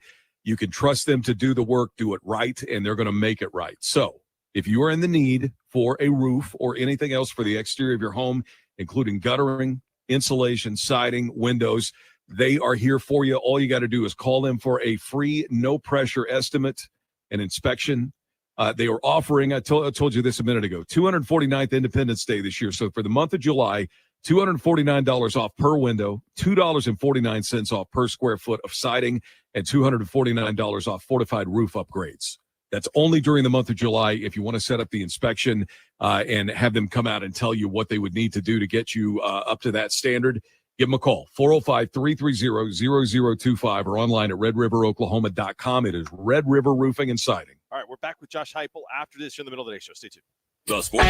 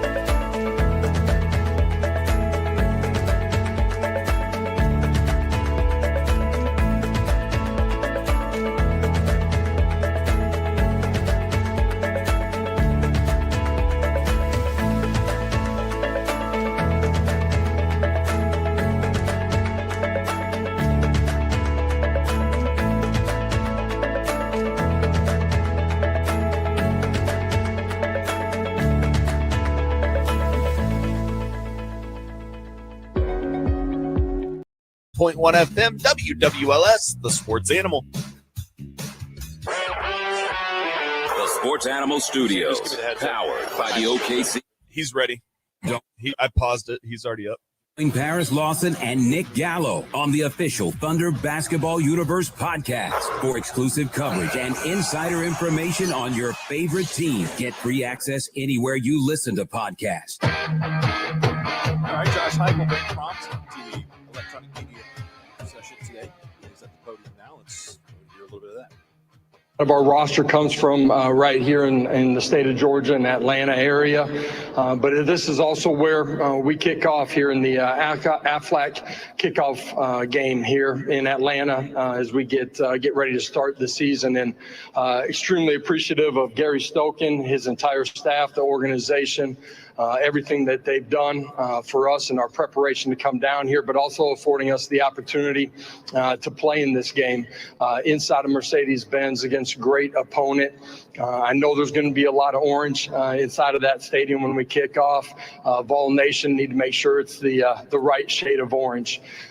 Embarking into year 5 as I was getting ready for today, I really rewound back to year 1 and, how myself and our staff came to Tennessee and, the adversity in which we took the program over. And I'm really proud of what we've done, from roster management to some of the recruiting things that we had to deal with.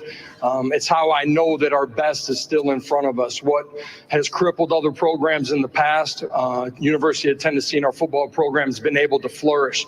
You look over the last 3 years, 30 wins, the most wins in Tennessee in a stretch of a 3-year span in Tennessee football since the late 90s. You look at the college football playoff, New Year's 6 bowl wins. You look at what we've done in the NFL draft, the best stretch of NFL draft picks at Tennessee in over 2 decades. And while we've been able to have that success on the field, our players have done an unbelievable job inside of our community. Each year we've set a team GPA record in the history of Tennessee football. I'm extremely proud of what our staff and our players have done here in a short amount of time. Defensively, extremely excited. A year ago, you guys maybe heard the quote of me saying that, elite defense is required, and it's our history at the University of Tennessee. It's the home of Reggie White, Al Wilson, Eric Berry, 3 guys that may be one of, if not the best players at their position in the history of the game. And our defensive staff, led by Tim Banks, but our entire staff has done a great job. A year ago, you look at us, we're top 10 in the country in 6 defensive statistical categories. Since we arrived at Tennessee, lead the league in tackles for loss. Could not be more excited about what we've done, but also the future on that side of the football with the leadership and the players that we have inside of our program. Offensively, we found a lot of ways to win during the course of my career as an offensive coach and as a head coach through the air and on the ground, and have found a way to be elite, year in and year out. You look at what we've done, 2 SEC players of the year in the last 3 years, one at quarterback, one at running back. Last 2 years, we've led the SEC in rushing. The last 4 years since we arrived, we've rushed for 2,500 yards each year. Never been done in the history of Tennessee football. Really proud of what we've done, but the guys and the staff that we have to continue to grow as we move forward this year into the 25 season. I know when I open it up for questions, the first one will be about our quarterback situation, so I'm going to touch on that a little bit here as I get started. We will have a competition at the quarterback position, 3 guys inside of that room. Really proud of what they've done. Joey, since he got there in May, Merklinger and George McIntyre, what those 2 guys have done since they've been on campus. But I'm really proud of the steps that they've taken through the summer and developing relationships, rapport with the guys around them, their ability to compete in a positive way with each other in the meeting room and on the field. Their ability to have leadership traits and to continue to grow in that. And I'm really excited about getting on the field with those guys. We've found a way to win with a lot of different quarterbacks throughout my career on the offensive side of the ball. And we're going to find a way to win with the guy that earns the starting spot as we go through training camp here in August. We have 3 players that are with us today that resemble everything that we want inside of our program, from an accountability standpoint, leadership, mental and physical toughness, who they are inside of the community, and how they impact their teammates on a day-to-day basis. Linebacker Arian Carter, that is a dynamic player. Defensive tackle Bryson Eason from Memphis. He's in year 6 with us, and really proud of the steps that he's taken individually as a person and as a player, and he's ready to play his best ball. And then tight end Miles Kitzelman, that a year ago came into our program. There's nobody that puts more work into every single day and impacts the teammates around him in a more positive way. Great leader for us. As we move forward here into the 25 season, I'm going to rewind to last December. Everybody inside of our program didn't like the taste in their mouth as the season finished up in late December. That's been a part of spurring us on throughout each quarter of our off season. It's been a part of how intentional and how focused that we've been throughout the course of the summer. And I'm excited to go compete with these guys when we get here to training camp. For us to take another step and to continue to grow as a program, it has come down, and this is something that we've been very diligent in inside of our program this offseason, the accountability to yourself and to your teammates every single day, guys doing their job at an elite level, building the leadership that you need to have to control and command your unit and your position group, and ultimately the way that we're going to compete every single day together. Our young guys don't have time to be young as we get to the fall, and that's been a part of the message that our leadership has applied to the young guys inside of our program. I'm extremely excited about the young talent and the young competitive traits that we have inside of it, but we got to have a great training camp here to go be the best version of ourselves as we get ready for the season. Excited to open up camp. Our fan base is nothing short of the best in college football. You look at our season ticket waiting list of over 24,000 fans, our home record 20-1 over the last 3 seasons. That's been a huge part of us continuing to create momentum in recruiting, and couldn't be more excited to get ready to go tee this thing up with these guys as we get to September. So with that, I'll open it up for questions. Thank you, Coach Heupel. If you have a question, raise your hand. If you will stand and give your name and affiliation as you can. Olivia, Ty, and Miles have some microphones, so we will get them to them. So, Leah, we'll go right over here on the aisle. Coach Heupel, Drew DeArmond, WZZN Radio, Huntsville, Alabama. You mentioned Miles Kitzelman. Obviously, you guys evaluated him out of the portal from Alabama, and he took on a much bigger role for you. How did he kind of expand his toolbox with you guys, and what do you foresee his role is being this year? Yeah, I think it starts with him, with his competitive makeup of who he is every single day as he walks into the building. Elite competitor, you know exactly what you're going to get, which is everything that he has every single day. He's got great football IQ and understanding. That's of what we're doing offensively, the fundamentals and the technique, but also understanding the scheme that we're going against on the other side of the football. He's really developed as a leader during the course of this offseason. He's always been a guy that's been able to coach the guys at his position, or even during the course of the special teams, as he got comfort and earned the trust of the guys around him. But he's taken his leadership to a whole nother level for us. I expect him to play at an elite level, be a huge part of what we're doing.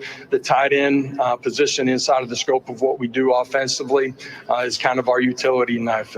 Within our tempo, it gives us the ability to play in a lot of different formations if they have the skill sets that Miles has. That's the ability to play out in space, be in line, be off the ball, the ability to run block and pass protect while being a guy that can make plays down the football field with his hands as well. He's got great understanding of spatial relationships in the scope of our pass game too.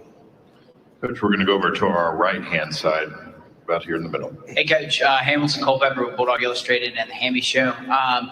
The fortune for Tennessee against Georgia in the past, the recent memory has not been too well for Volunteers. Yeah, thanks for reminding me. Sorry. But how is it going to be different this year, welcoming the Bulldogs back to Knoxville and Neyland? Yeah, we haven't been able to be on the right side of the scoreboard in that game. And, that's players and coaches together ultimately being a little bit better. A couple of those games, or last year, it's a tight ball game in the fourth quarter. For us, it's tying all three phases of the game together. Kirby and their staff and their players have done a really good job and played really well in those games.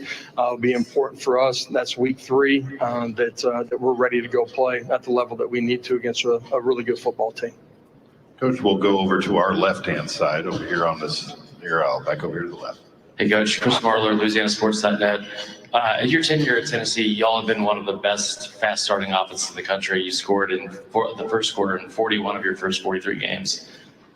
However, at the end of last season, you failed to score in the first quarter in 6 of the last 9. How much of that has been a focus in the offseason on how to fix it? Yeah, we certainly want to start fast, and that has the ability to apply pressure and maybe change the way the game's played in some situations as the game continues to unfold. At the same time, if it doesn't, you got to continue to play and find a way to scratch and claw and get back on the right side of it. Proud of a lot of what we did, not starting fast last year, competitive makeup to continue to play. It could be offensively, but it's ultimately all three phases playing together, having an expectation that somebody's going to make a play that makes a difference in the game. For us, you rewind and look at what happened early in ball games last year. It ultimately became a little bit of a snowball effect. First ball game, we're turning it over twice inside of the red zone. And that comes down to the small details, fundamentals, and technique that you're embarking on as soon as you're starting your offseason. You're on the field during the course of spring ball and certainly during the course of summer and training camp. And, you put those little things together, ultimately that becomes what everybody sees and talks about. And for us, the attention to detail on the offensive side of the ball could be snap, could be meshes with the running back, could be protection, could be reading progression for quarterback. All of those things got to come together for us to be what we want to be, which is a football team that starts fast. Coach, we're going to go down the center aisle, third row. Barry. Yeah, Barry Trammell, Tulsa World. Hey, Barry. Josh, you lost a quarterback. A lot of people lose quarterbacks in the portal these days, but you lost one at a unique time, at the end of spring. What have you guys done to that point in the possibility of losing a quarterback? What did you do in scramble mode? And going forward, what can programs do to prepare for that kind of unique situation? Well, ultimately, at the end of the day, it's never about who's not in your building. It's about who is in your building. And for us, you can lose a quarterback at a lot of different times, right? December transfer portal, spring transfer portal. You can lose one week 1, first quarter of a ball game in your opener, and now you're on to number 2, through injury, right? And so you got to have a next guy up mentality. And at the end of the day, having the right guys that want to be there, want to compete with their brothers that are inside of that locker room, building that connection, but also having the right guys in there. And at the end of the day, I'm really excited about who we have in there. The addition of Joey, who's already inside of that group, highly competitive guys that are smart, that have the physical traits to be successful. Teammates have grown to have great trust in those guys through the course of this offseason during the summer. And now it's about getting to training camp and going competing. And somebody's going to earn the opportunity to be our starting quarterback through that process. All right, that's Barry Trammell with Josh Heupel asking that last question. I thought a really good question and a really good answer. And he is receiving a lot of praise around these parts, and I think from other parts too, of putting the foot down, just saying, "Hey, look, we're not gonna go through this." And he didn't have to make some grand manifestation about the we don't negotiate or this, that, or the other. They just quietly did it, moved on from Nico Iamaleava, who they spent a lot of time recruiting. So we'll see if it benefits him. I hope it works out for him. That's a tough spot to be in. Man, that was Brian Kelly, Brent Venables-esque opening statement. He was going on and on extolling the virtues of the Tennessee program. Seems like he'd had about a thermos full of coffee, too. That was a lot. That was a lot. Tennessee, I didn't know they're 20-1 at home. Start projecting wins there in Knoxville. It might be difficult. I'll tell you what's going to be interesting to me to watch about Tennessee, and this is knowing nothing about the guy that's going to play quarterback for them. I know very little about the guy that's going to play quarterback for them. What kind of – we saw what the fans did when the decision was made about Yeah, Nico. When the decision was made about Nico, we saw the fans' reaction. When the rubber hits the road and the season starts, and if the season isn't going the way they want it to, how much memory are they going to have for the support that they gave Josh in the way that they handled that Nico situation? It may not matter. The new guy may come in and they may be fine. But if it doesn't go the way they're hoping it goes, it's going to be interesting to see if the fans have the long enough memory to remember the support that they gave him when they made the decision they made over Nico. Got to make some bold moves, man. I agree. I hope that the fans remember that, hey, we felt like this was the right move when it was made, so we're going to stand by him now. And again, it may not matter. They may not be in a situation where it is a factor, but it very well could be. And that's one thing I'm going to keep an eye on. From the 580, it says, I hear a lot of Bob Stoops in his voice. Oh, I absolutely always have. That's right. I think that's absolutely the truth. Okay, Brad is in for Red River Roofing. I am here today at SEC Media Days in Atlanta. We will take a quick break, get caught up. We'll come back, get a lot more planned ahead for you right here on the show. Stay tuned. It's time for a refreshing break.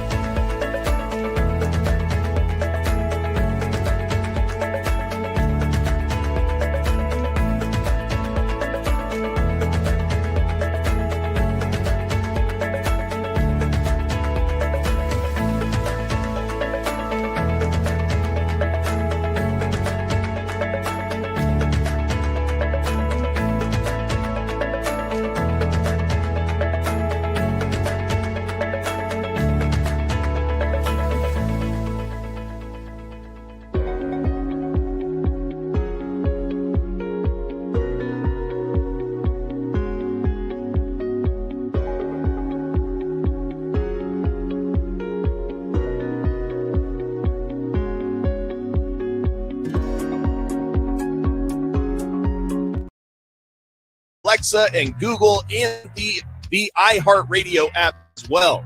Score all the info at thesportsanimal.com/listen now. www.thesportsanimal.com/listen now. Welcome back to the show from SEC Media Days. Brad is in for Red River Roofing today. Freeze was first up at the podium this morning about 7 o'clock Oklahoma time. So let's listen into a little bit of the Auburn head coach.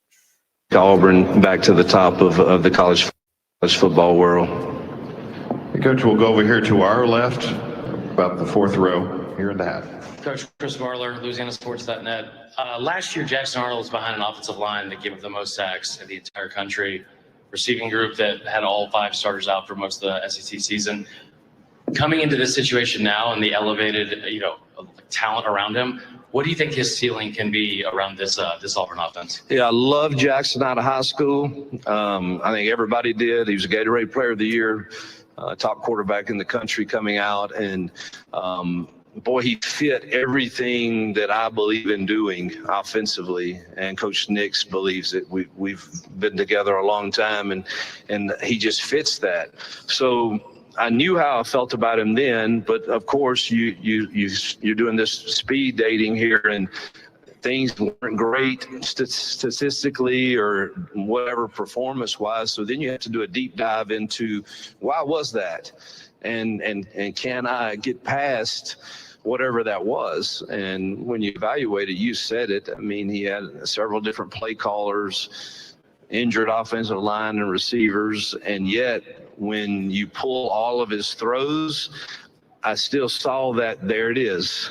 That's what I saw. There it is again. He still has that about him. And then you look at his toughness, and in the Alabama game, putting his team on his back with his legs, and I mean, he had some tough runs, and so I knew he had the toughness to him. And now it was just a matter of, man, let's give this guy a restart and let him regain his swagger and confidence. And I knew that the receiver room we had could assist in that, and it did pretty quickly when he found out, man, I make a good throw in this area, in this one-on-one, our guys are making plays. And I've seen that swagger and confidence come back pretty quickly. Nobody tell the text line. No, that's not going to go over well.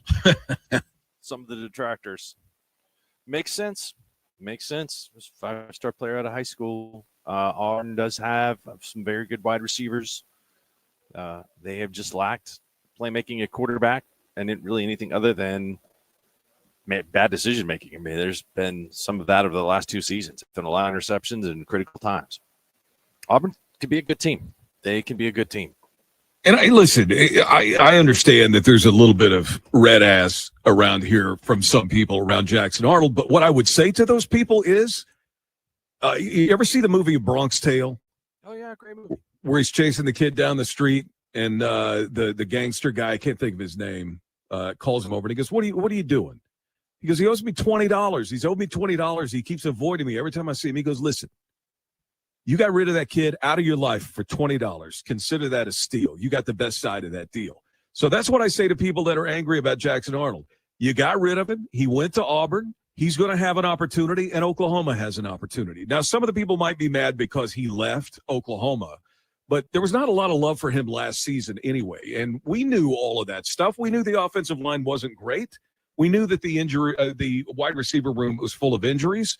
So consider yourself, you got what you wanted. He's gone to another school. He's going to have an opportunity there. And frankly, if it wasn't Jackson Arnold that was the best quarterback in the transfer portal, it was John Mateer, who's coming to OU. So I think everybody got what they wanted out of that deal. He's got to make some plays. He's going to have to make some plays, and I think Oklahoma fans are going to be watching him and mocking every move that he makes. But he's got an opportunity, and Oklahoma has an opportunity. So just accept it and move on. You got rid of him for $20. I got to get some clarification here. I was having a little difficulty following Eric earlier today. At one point in time, he was talking Arkansas up, thinking that they might win 9 games. I thought that was insane. And then by the time that he'd left, he'd had them underdog in all but 4. and they play Alabama A&M. I didn't know where he was going with that. Are you suggesting that there's consistency in the world of sports radio? No. I just needed some clarification because it did seem like for a second there he had the Woo Pig Suey fever, and then by the time he left, he was down to they'd be favored in 4 games. But I mean, I'm talking about running for 7 yards a carry. I mean, they're not going to lose to anybody if they do that. I've known Eric for many years, as you have. I like him. He's a good dude. Here's what I think was going on. I think when he started the conversation, he was saying what he would say on sports radio in Northeast Arkansas. Yes. And I think by the end, he realized, I'm talking to these guys from Oklahoma. I don't quite have to toe that line. And so he loosened a little bit. Good, interesting point. Now, some people around here disparage a lot of the local teams and find that very successful. So I don't know if he might want to work that into his repertoire. So. Well, he did towards the end of the interview, though. He had, I think he said 7.5 yards a carry or 7 to 11 yards. I don't remember what the number was exactly, but 7 yards rushing per carry. I mean, like they did. Ole Miss was better than Arkansas last year quite a bit, and they took one of Arkansas's offensive linemen. I didn't think that they would go pill for a guy that they think that Arkansas would just replace and they'd be better than. But that's curious. They do have, their schedule, that road schedule. Holy cow. That is not easy. Yeah, it's tough. Nick well, and I was looking at Tennessee's schedule on TV while we were listening to Josh Heupel. You know, that's the unfortunate thing when you are in the whatever we call it. What it's not a pod. So what are we calling the matchings in the SEC? They're playing Georgia, I think in week 2, Tennessee is, and then they've got Alabama. I mean, Tennessee year in and year out is going to have a tough schedule. I also have Dari Noko with Jackson Arnold. One more thing about the schedule is that I think the schedule was out a couple of years ago by this time, and then Greg Sankey had said something by December they would have the schedule. So I still think that the next schedule coming up is a really big deal because you mentioned pods. Will they go to pods? Will they just flip it and say, okay, if you, like, for example, will they give Oklahoma the Texas schedule? Will they give Texas the Oklahoma schedule? Which would be all the teams that they didn't face the last go around. So there's a lot of, when it comes to schedules and the schedule release, I'm always a sucker for it, but I kind of consider myself on the dork side of things like that. But as far as everybody else's mass appeal, but when the SEC schedule is released for the next time, there's going to be a lot. There's going to be a lot to it. Well, but the way that things are, and we've got to take a break, but the way that they can't just do it like that. They can't just flip because that would mean Texas wouldn't play A&M. You know what I'm saying? There's some rivalries out there like Alabama and Tennessee. They play every year. Then that's why I'm saying with Tennessee, Alabama, Georgia, I don't know how they're going to do that. So you're right. It is going to be more interesting. And the way the SEC is structured now, the schedule is way more interesting beyond just somebody that's a nerd for schedules. It's a crucial piece of what's going to happen in terms of you being competitive for a championship. So it's a big deal to everybody now. And you're right. It is going to be, it's almost impossible for them to do that. So we'll get a better read for what the longer term plan for the scheduling is going to be. I'm in for Red River Roofing. You can find them online at redriveroklahoma.com. You could call them at 405-330-0025. They've been in Oklahoma City. They were Oklahoma City owned. They've been here for 25 years. You know where to find them. So trust them to do the work more than somebody that's going to come in here fly by night. More from SEC Media Days when we continue with the next hour of the Middle of the Day show on a Tuesday, 98.1 The Sports Animal, and wherever you are with the Sports Animal app.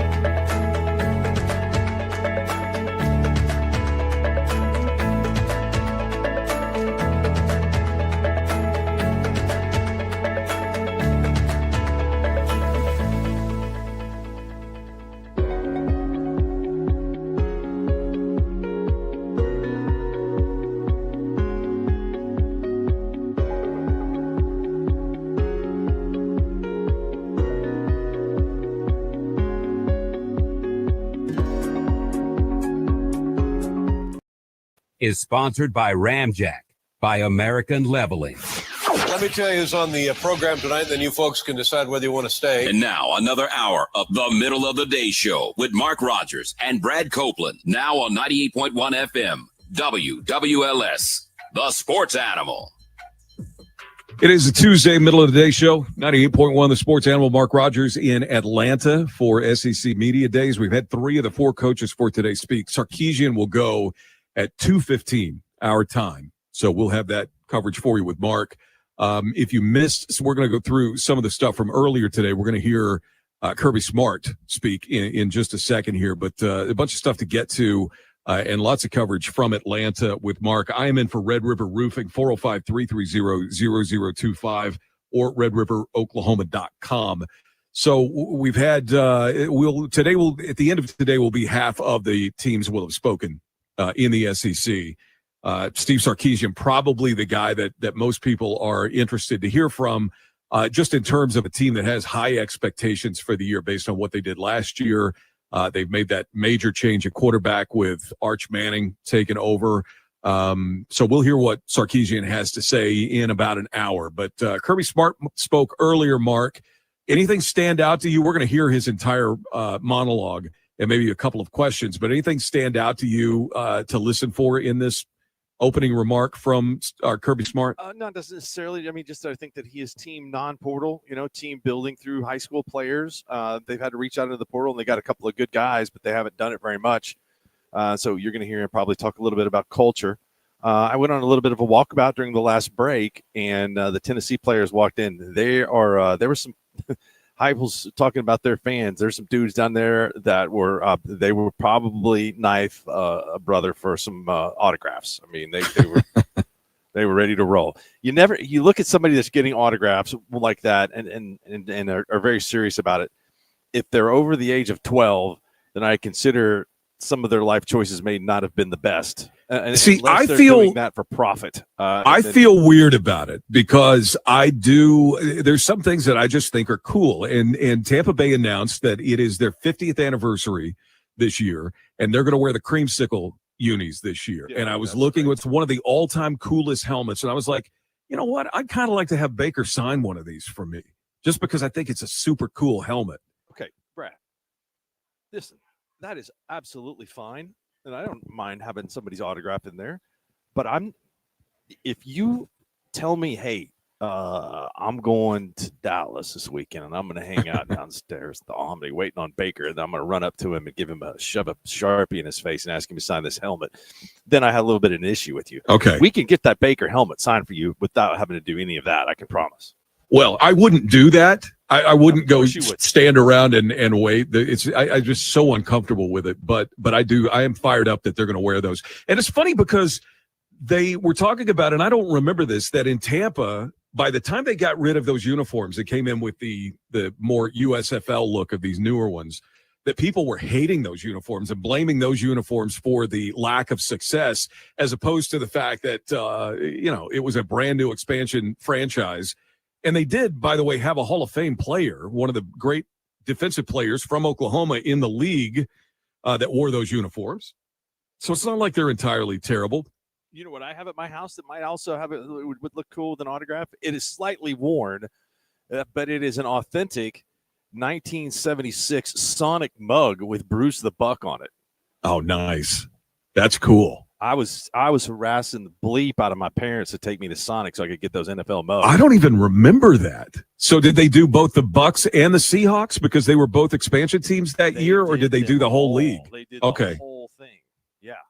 I can remember hassling my parents for they used to do, there was a period that they did the little, micro, I think they're called helmets, the little plastic helmets in bread. In whatever our bread was that we had. And one of my parents knew the bread guy. And so we hassled the bread guy. And I think I wound up eventually getting all of them. Oh, man, that's cool. Yeah, I don't have them anymore. I wish I did. Let's see. Do we have time to hear Kirby, or should we wait until after the break? Let's wait until after the break. Because if it goes 10 to 12 minutes. It's going to put us too far off schedule. So let's continue this segment, and then we'll hear from Kirby Smart in the next segment. I did want to ask you, Mark, about, and I don't know if there's much talk about this in Atlanta. I want to ask you about this bill that's presented in the House right now that's going to give power back to the NCAA. I know we talked earlier with Matt Ravis. There's been the players' unions for all of the professional sports have said this is not a good thing. You're giving too much power to the NCAA. What's the talk about there, and what's your personal take on this bill, and what needs to be changed in it, and what kind of chances it has of being passed as it exists? Because I know there's some bipartisan opposition to it. Yeah, I don't know enough about it, Brad. I mean, I'm sorry to be able to tell you what to break down what should be there and then what shouldn't. So I'm gonna make that a homework assignment, and I can kind of look at it and then go back and forth. I mean, I know that there's going to be a lot to litigate when it comes to how much power that the players have. I thought this quote was pretty telling. Maria Cantwell is a Democrat representative from Washington State. She's the top Democrat on the Senate Commerce Committee. So she's a senator, not a representative. I'm sorry. She said, if you thought the dissolution of the Pac-12 was a heist, the SCORE Act is the national championship of all heists. And by the way, there is bipartisan opposition to this bill. Her Republican representative counterpart from Washington State also signed her opposition to it. Basically, it seems like what the opposition is the amount of power that it's going to give the NCAA. And I don't think that some of the criticism necessarily has to do with what's in the bill itself, but the fact that it is an all-encompassing bill that once it becomes law does not get revisited. A lot of people are saying, hey, we need to pass something, but we should pass something that in 2, 3, 5 years we can come back to and say, did we do it right? And I got to say, whatever your feelings are about the bill, I don't know why that would be a bad thing to be able to circle back around in the future and say, hey, were there things that we screwed up in this that should have been in there that aren't? As opposed to, this is the bill, this is what we're going to pass, and this is what's going to become the basically the ruling law of the NCAA from this point forward. Are they better off? Do you think the NCAA is better off of going with the collective bargaining and just saying, hey, look, let's make the most of this, and then once we get a bargaining agreement in place, we can just go on down the road and we know what the score is going to be, rather than having to go in and out of court all the time and try to figure out how they want to do it. Well, my impression is that this would do away with that necessity. It's going to give power back to the NCAA. They're still going to pay players. But until and unless they decided to call the players employees, they wouldn't necessarily have to get into the weeds on some of that stuff. One thing that I'm curious about, and you maybe can do a little research around there in the next couple of days, what does the conference feel about it? Because if this happens and it gives all that power to the NCAA, wouldn't that then preclude the conference from stepping up and saying, we're going to rule our own roost, we're going to make our own rules, and the teams are going to follow our lead? We're not necessarily, in other words, the proposal that you've made in the past that the conference would just split out onto their own and either do it individually, or maybe the SEC and the Big Ten would lead the way and they would collectively group the conferences together. Would this give too much power to the NCAA to make that not a possibility? It's possible that it would. I think that's entirely possible. And see, I think that would be a problem, and that's why I'd be curious to know what people, the powers that be around the SEC, have to say about that there in their own house, because I would think they would be opposed to that because of the lack of ability it would give them in the future. Well, the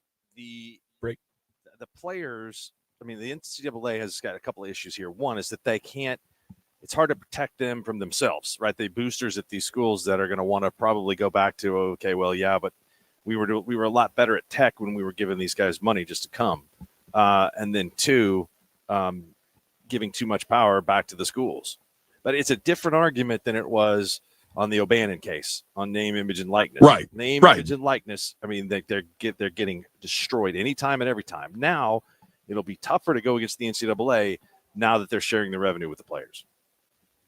All right. Well, we'll keep an eye on that. I think it's going to be interesting to watch because there definitely needs to be some oversight. It's just a question of how much oversight and how definitive is it going to be when they put it in place. Mark is in Atlanta at the College Football Hall of Fame for SEC Media Days. I am in studio for Red River Roofing. If you need work on the exterior of your house, obviously, if you need a roof from this weather that we've had, if you've got leaking from your siding, windows aren't holding up because of the weather, they can do all of that for you at Red River Roofing. They're completely licensed and bonded. You never know when somebody comes in from out of town. They may tell you that they've got it, but you don't know for sure that they do. And that could leave you on the hook. If an accident happens while they are doing work on your house, that could leave your homeowner's own insurance on the hook for liability. So you can trust Red River Roofing. They've got all of that documentation. They've got it on file. You can go to the state and find out exactly how licensed and bonded Red River Roofing is. So if you need siding, you need guttering, if you need windows, and certainly if you need roofing, one stop you got to make for a no-pressure inspection and estimate is Red River Roofing. You can find them online at redriveroklahoma.com or call them at 405-330-0025. Middle of the day show on a Tuesday continues. We'll hear from Kirby Smart after this on 98.1, the Sports Animal.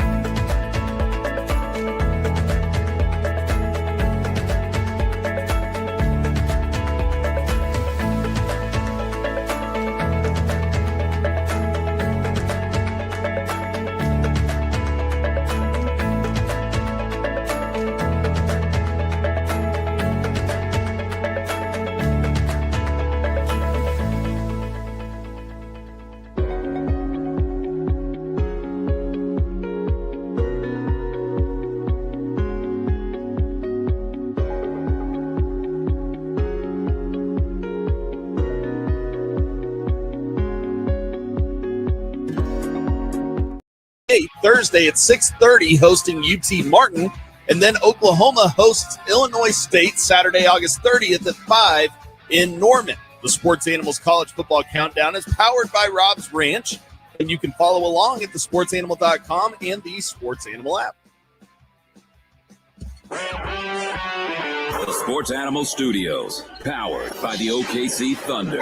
Stay in season every season with gear from the official Thunder Shop. Check out the latest drops, exclusive merch, and more.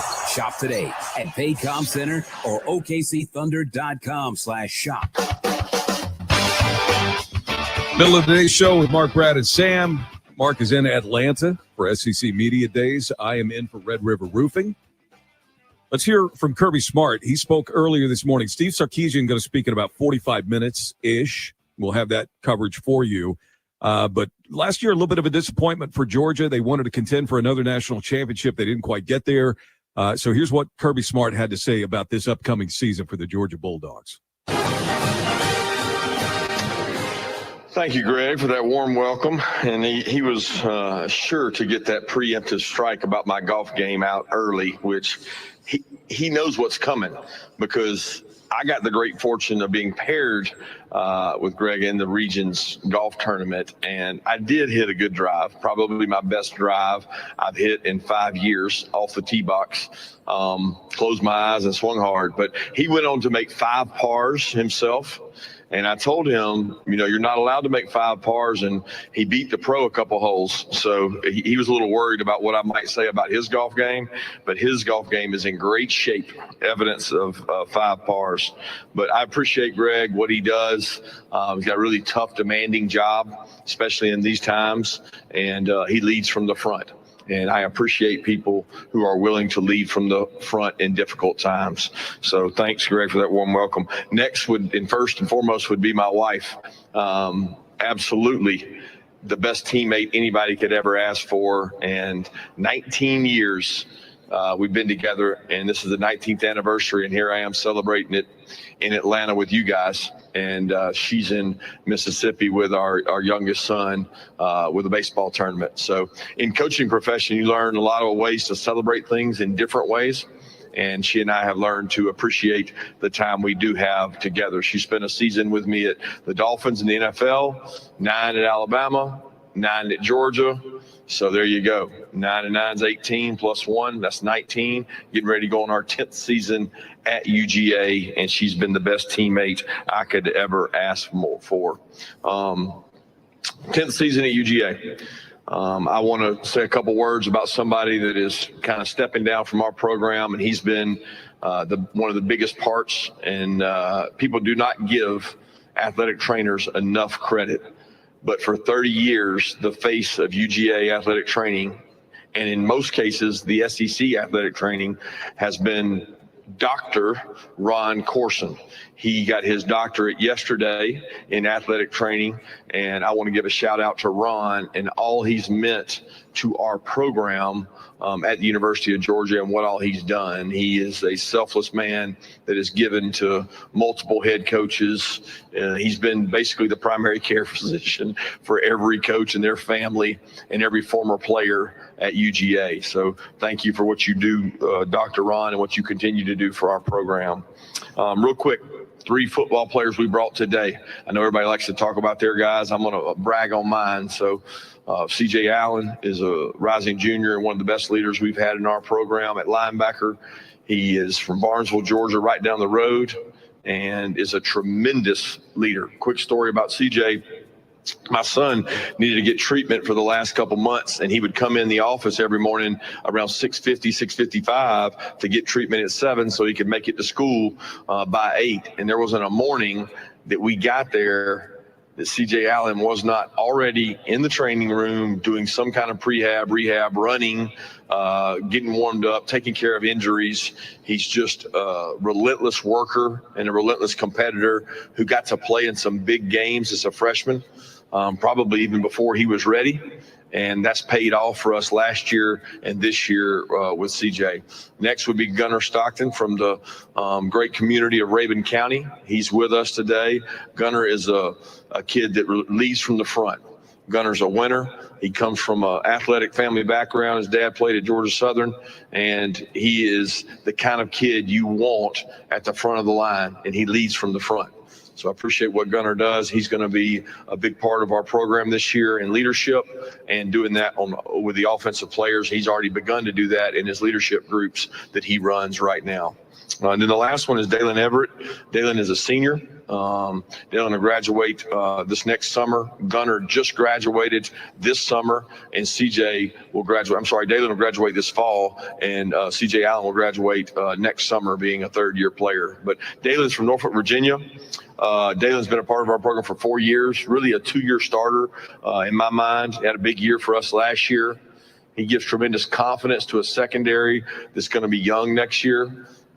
Dalen is a kid that ever since we've met him, no challenge is too big. He loves to practice. He loves to compete. He demands excellence, and he is here representing us today. So I'm proud of Dalen. Our team is going to be comprised of 54% first and second year players. Very big change for us. I thought last year was probably one of the most veteran teams I've been a part of. You guys know the COVID class has kind of aged out. So we had multiple players that were in their 5th and 6th year last year, especially across the offensive and defensive lines. We had a tremendous group that all went out kind of at the same time, aged out at the same time. And so we're going to be really young, especially on the offensive and defensive lines. But 54% of our players are coming into their first or second year. So what do you get with that? You get youthful exuberance. We've had practices that have been spirited. We had a great spring practice that we talked about the words fire, passion, and energy. I think the biggest thing that separates college football teams today is complacency among players versus fire, passion, and energy among players. So we've tried to highlight those traits as much as possible with our players. Our players need to bring juice and energy each and every day. If they don't, they'll be confronted by the players that do. And if the players continue to do that, we'll have a successful season and a successful football team. In a day and age that I think Sankey referenced it yesterday, times are changing. College athletics and college football is not broken. He used the word strained. I would say that it's in a time of change and influx that you have to navigate better than your opponent. You have to navigate better than your competitor, whether that's conference to conference or within your own conference. And we continue to find ways to do that at University of Georgia. We sell relationships over transactions. We think the relationship still wins out because the relationship allows you to push people and demand excellence. And we're going to continue to do that at Georgia. We don't believe in just being transactional, because when you're transactional, you cannot accomplish whatever your ultimate goal is, whatever your greatest reach is, whatever the ceiling is for every player and every team we have. You don't reach that without relationships.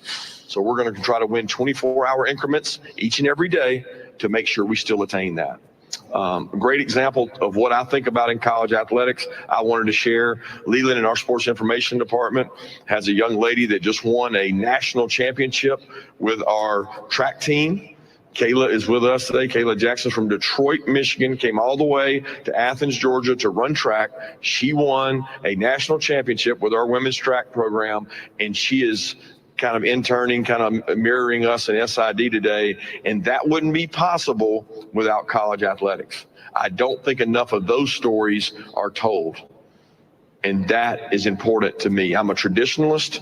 I believe in the college athletic background and what it does for people, what it did for me and my family, what it did for my wife being a female athlete at the University of Georgia and playing basketball. That experience paves the way for future success. And I believe in that. So with that, I'm going to open it up in honor of the great Bob Holt. We'll call it the Bob Holt question because he used to have the first one every time. Thank you, Coach Smart. If you do have a question, Miles, Ty, or Olivia will get a microphone to you. I appreciate the tribute to our friend Bob. All right, we'll start right here in the middle aisle, Coach, right in front, near all, about halfway back. Coach Emily Grace McWhorter from the next round. You've continually been outspoken about walk-ons and their intrinsic value to your program. Your most recent draft class reflected that with Dan Jackson. What is your message to the players that may not have those same opportunities that your previous walk-ons had with the new roster limits? Well, that's a great first question, because I don't want to jump on a soapbox and tell you how I really, really, really feel. Opportunities are being lost all across college athletics. And unfortunately, that's part of it. I can't really give a message to the next walk-on because I don't know that there's going to be an opportunity for that walk-on. I think find value in what people want. You know, we still really preach fire, passion, and energy. So we want kids who love the game. We found it's not how fast you run the 40 or how talented you are. It's how fast you run the 40th 40 and how passionate you are in the third and fourth quarter when you're tired. And sometimes those guys have more intrinsic value for your team than maybe a guy who is a scholarship player but is disinterested because he's not playing. So a lot of those stories have been lost, but I think you can reward those by going out and finding kids to fit in your 105. And it doesn't matter whether you call them a walk-on or just a scholarship player that may not get as much NIL, that play with fire, passion, and energy. So I'm looking forward to continuing that long kind of history we have of doing that by finding the right kind of players to come play at Georgia who love the university, who want to get a degree from there, and who want to be great football players. But that's a story that's kind of untold, and I think it's really untold in terms of other sports, Olympic sports, let's call them, across college athletics. Coach, we're going to go straight here in front of me, second row. Kirk, right in the middle. Kirk Bowles from Houston Chronicle. Kirby, you beat Texas twice last year. Now you get them at home. Do you have any special secret to beating Sark and any insights from your days at Alabama together that work well toward that end? No, I think if you're going to beat a good football team, you've got to be sound football team yourself, you know, and I didn't overlap with Sark that I remember at Alabama, so we weren't there the same time. Tremendous respect for him and his program, the job they do. You know, to beat good teams, you got to be a good team. We had a good football team last year, so did they. It's not about us as coaches. It's really about the players and what you believe in. And, you know, we got a lot of really good football teams to play next year besides just Texas. So. They're not all going to be gold medal questions. I thought the first one was fantastic, though, about walk-ons. Yeah, it was kind of a, what secret do you have to beat Texas? I mean, that's he's a Texas. I mean, he's a legendary Texas beat writer. I mean, not beat writer, but the columnist, the Austin American Statesman. I mean, he should know that those guys didn't overlap at Alabama. A rare gaffe from a good writer. The question about the walk-ons, though, was great, and it gave Kirby the opportunity to kind of, as he put it, he didn't want to get on his soapbox, but it did give him a chance to sound off on something that he feels pretty passionately about. And a lot of those guys do. A lot of those old school guys do. And there definitely is value to a program for players like that. But those opportunities are going to be more and more limited. So it was good to hear him get a chance to address that. Yeah. I mean, and that's definitely something I'm sure he wanted to. When you've got as much influence as Kirby Smart, that's something that you like to, throw out there. Because that's one of the big changes with the settlement in college football is that those opportunities are going to be fewer and fewer for guys that are there. That was the one amendment that they had to make to satisfy the judge that they wouldn't get rid of walk-ons because of the roster limitations. But moving forward, as those people age out, those opportunities aren't going to be there. So hopefully they'll find a way to make that a possibility. It was interesting to me that he went on and on about the experience that they had on last year's team, and that this year he felt like, even though there's no COVID experience and all that, and again, I think that he's right, that Georgia may have taken a dip in talent last year, but they were the tougher team when it came to beating Texas twice, and said that the youthful enthusiasm he prefers, I don't know, or that's something that they're working on. I guess if you don't have one strength, you got to find another strength. So well, and that is one thing that he could look at and try and find a positive is that, hey, these guys are younger, they're eager, and he pointed out, and I think that's true. He pointed this out when he was talking about the walk-on thing, is that You may have a guy there that's on scholarship, but he's not playing as much as he wants to play, and he's a little lackluster about it. You got somebody that's walking on and really hungry. They're going to give you a little bit more. So he definitely found a positive there. So good to hear from Kirby. We're about 30 minutes away, a little bit more than that. About 2:15 is when Steve Sarkisian is scheduled to go on, whether he hits at exactly the right time or not. But we will be hearing from him within the next 30 minutes or so, or within the next hour for sure. Mark is at Mark is at SEC Media Days in Atlanta at the College Football Hall of Fame. What'd you say? I said, where? I was like, I know. Me to another city. Well, I tried to, and then I corrected myself. So Mark is in Atlanta. We will continue from there. I'm in for Red River Roofing. If you need roofing, if you need siding, if you need windows, they can handle you with all of that. They are one of the most trustworthy places around. They are everything that you need to do to be licensed in the state of Oklahoma. They have got covered, and they want you to choose the right roofing contractor for the value of your home. And because they're locally owned and operated, they're the guys that you need to go with. They're committed to helping you make an informed decision about your home. They've got guidelines that help you make the decision. You could go to redriveroklahoma.com, choose a contractor is the specific part of the website to go to, and look at all the guidelines that are there. And just think about that when somebody approaches you out of the blue and says, hey, you need a new roof. I want to put a new roof on your house. Do they have all of these things? Because you know that Red River Roofing does. And they will give you a free, no-pressure inspection. They'll come out, look at your roof, look at your siding, look at your windows, say this is what I would do if it were my house, and give you a fair price on it. And they're not going to pressure you into signing that day with them. They're obviously going to explain to you how they offer the best deal, but they're not going to try and push you into signing with them on the spot and put you in an uncomfortable situation. So find them online at redriveroklahoma.com or call them at 405-330-0025. When we continue, Mayor Holt made a post about the Olympics yesterday, 3 years to the day yesterday. Oklahoma City will be hosting our first ever Olympic events. I'll give you an overview of that, and we can talk about it when we continue with the middle of the day show on a Tuesday on 98.1, The Sports Animal and thesportsanimal.com.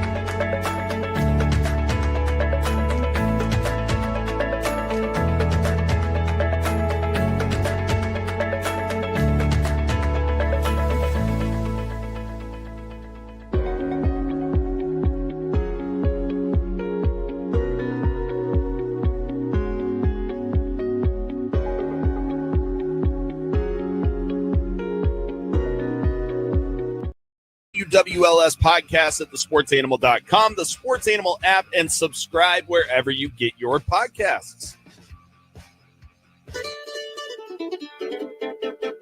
It's Tuesday, middle of the day show on the Sports Animal. Mark, Brad, Sam. I'm in for Red River Roofing. Got one segment left to go. Gideon Hamilton will be in.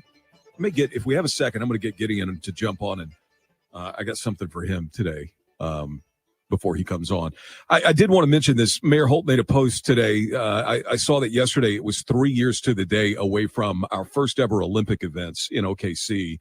He made a post today talking about the schedule. So for 16 straight days, starting on June the 14th of 2028 and continuing for 16 straight days, the Olympics will feature events in OKC.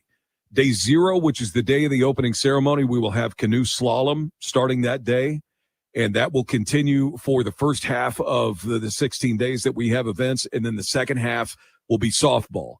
And so the summation of it is for 16 straight days, we will have Olympic events in OKC. Medals will be awarded on 7 of those days. Canoe slalom the first 9 days, and then softball for 7 days after that. That's in 2028. So we're literally 3 years away from OKC hosting. We will say hosting the Olympics, even though it's not officially our Olympics. We'll have a presence on the broadcast. So speaking of anniversaries, that's 3 years in the future. 40 years ago in the past on Sunday was Live Aid. What do you remember about Live Aid, Mark? Do you remember watching it? Do you remember being excited about it, fired up about it? We didn't get that. I don't think we got much of Live Aid in Blackwell. You didn't have MTV? No MTV, which was really I struggled with that until we got to college. I watched my fair share of music videos when I get to college because no MTV. My dad and the family, we used to record the overnight show Night Tracks on TBS because we did have TBS, but we didn't have a whole lot of other cable. There was Night Tracks. There was Night Flight on the USA Network. There was Friday Night Videos on NBC in place of the Tonight Show.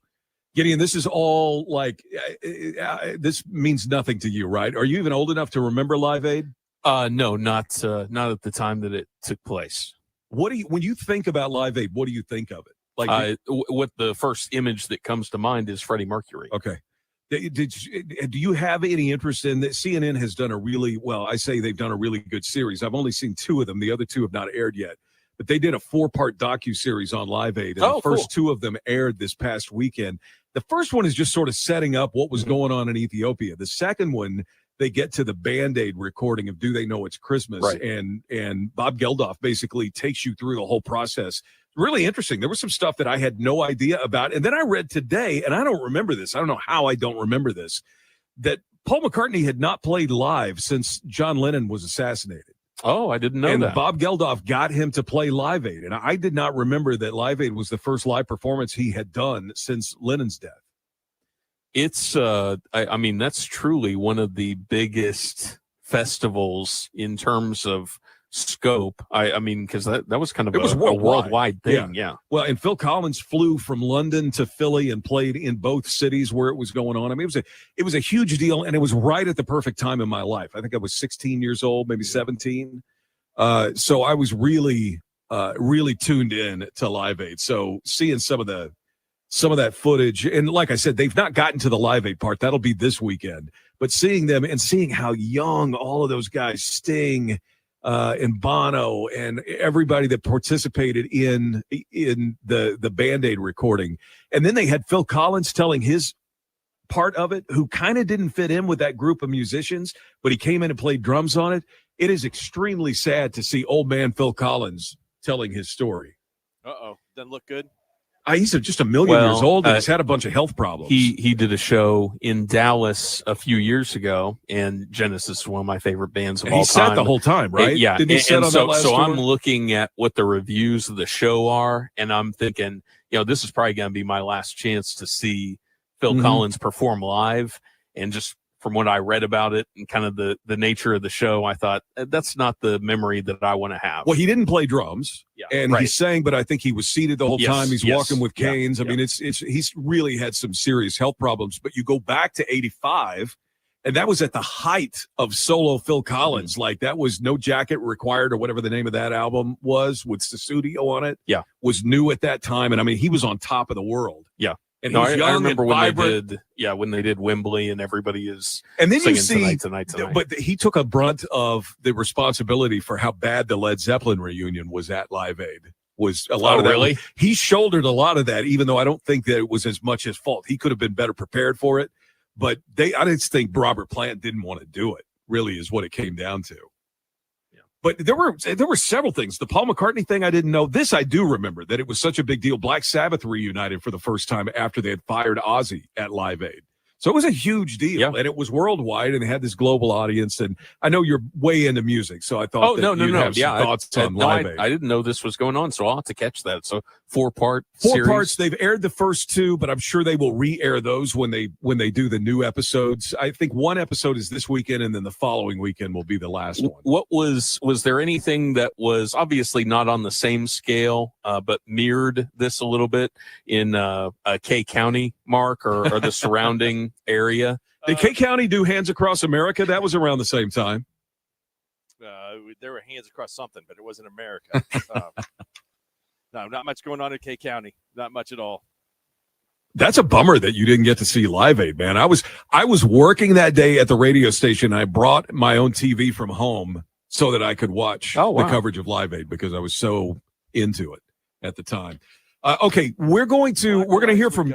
They would journey up to the Kansas Coliseum to see a Van Halen or Boston or something like that. That was the easiest trip. I made none of those. I was banned from doing fun things until I became a little bit older. That's so unseeming like your parents that I've met. Like they don't seem great parents. They were just a little protective. But I'm saying they don't strike me as the parents that would have locked you down like that. Yeah, no, I was on lockdown, bro. I got you. Yeah. All right, so we're going to hear Sarkisian at 3:00. Is that right?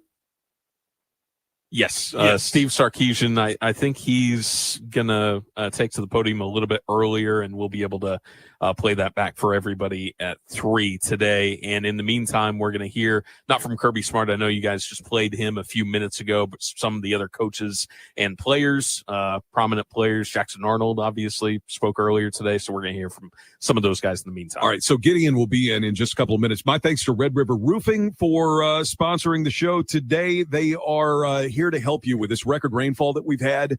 You may have roof issues. We've had storms roll through. We've had a longer storm season we typically do, not quite as intense as usual, but longer. So if you need anything roof-wise, you need to call them. Even if you call multiple places, make sure that one of them is Red River Roofing. They're going to come out. They're going to walk you through the process and what they're seeing and what they think needs to be done and give you a free, no-pressure inspection and estimate. Find them online, redriveroklahoma.com, or call them at 405-330-0025. Mark, I will talk to you on Thursday. All right, sounds good, Brad. Gideon, coming up next, 98.1, The Sports Animal. The afternoon.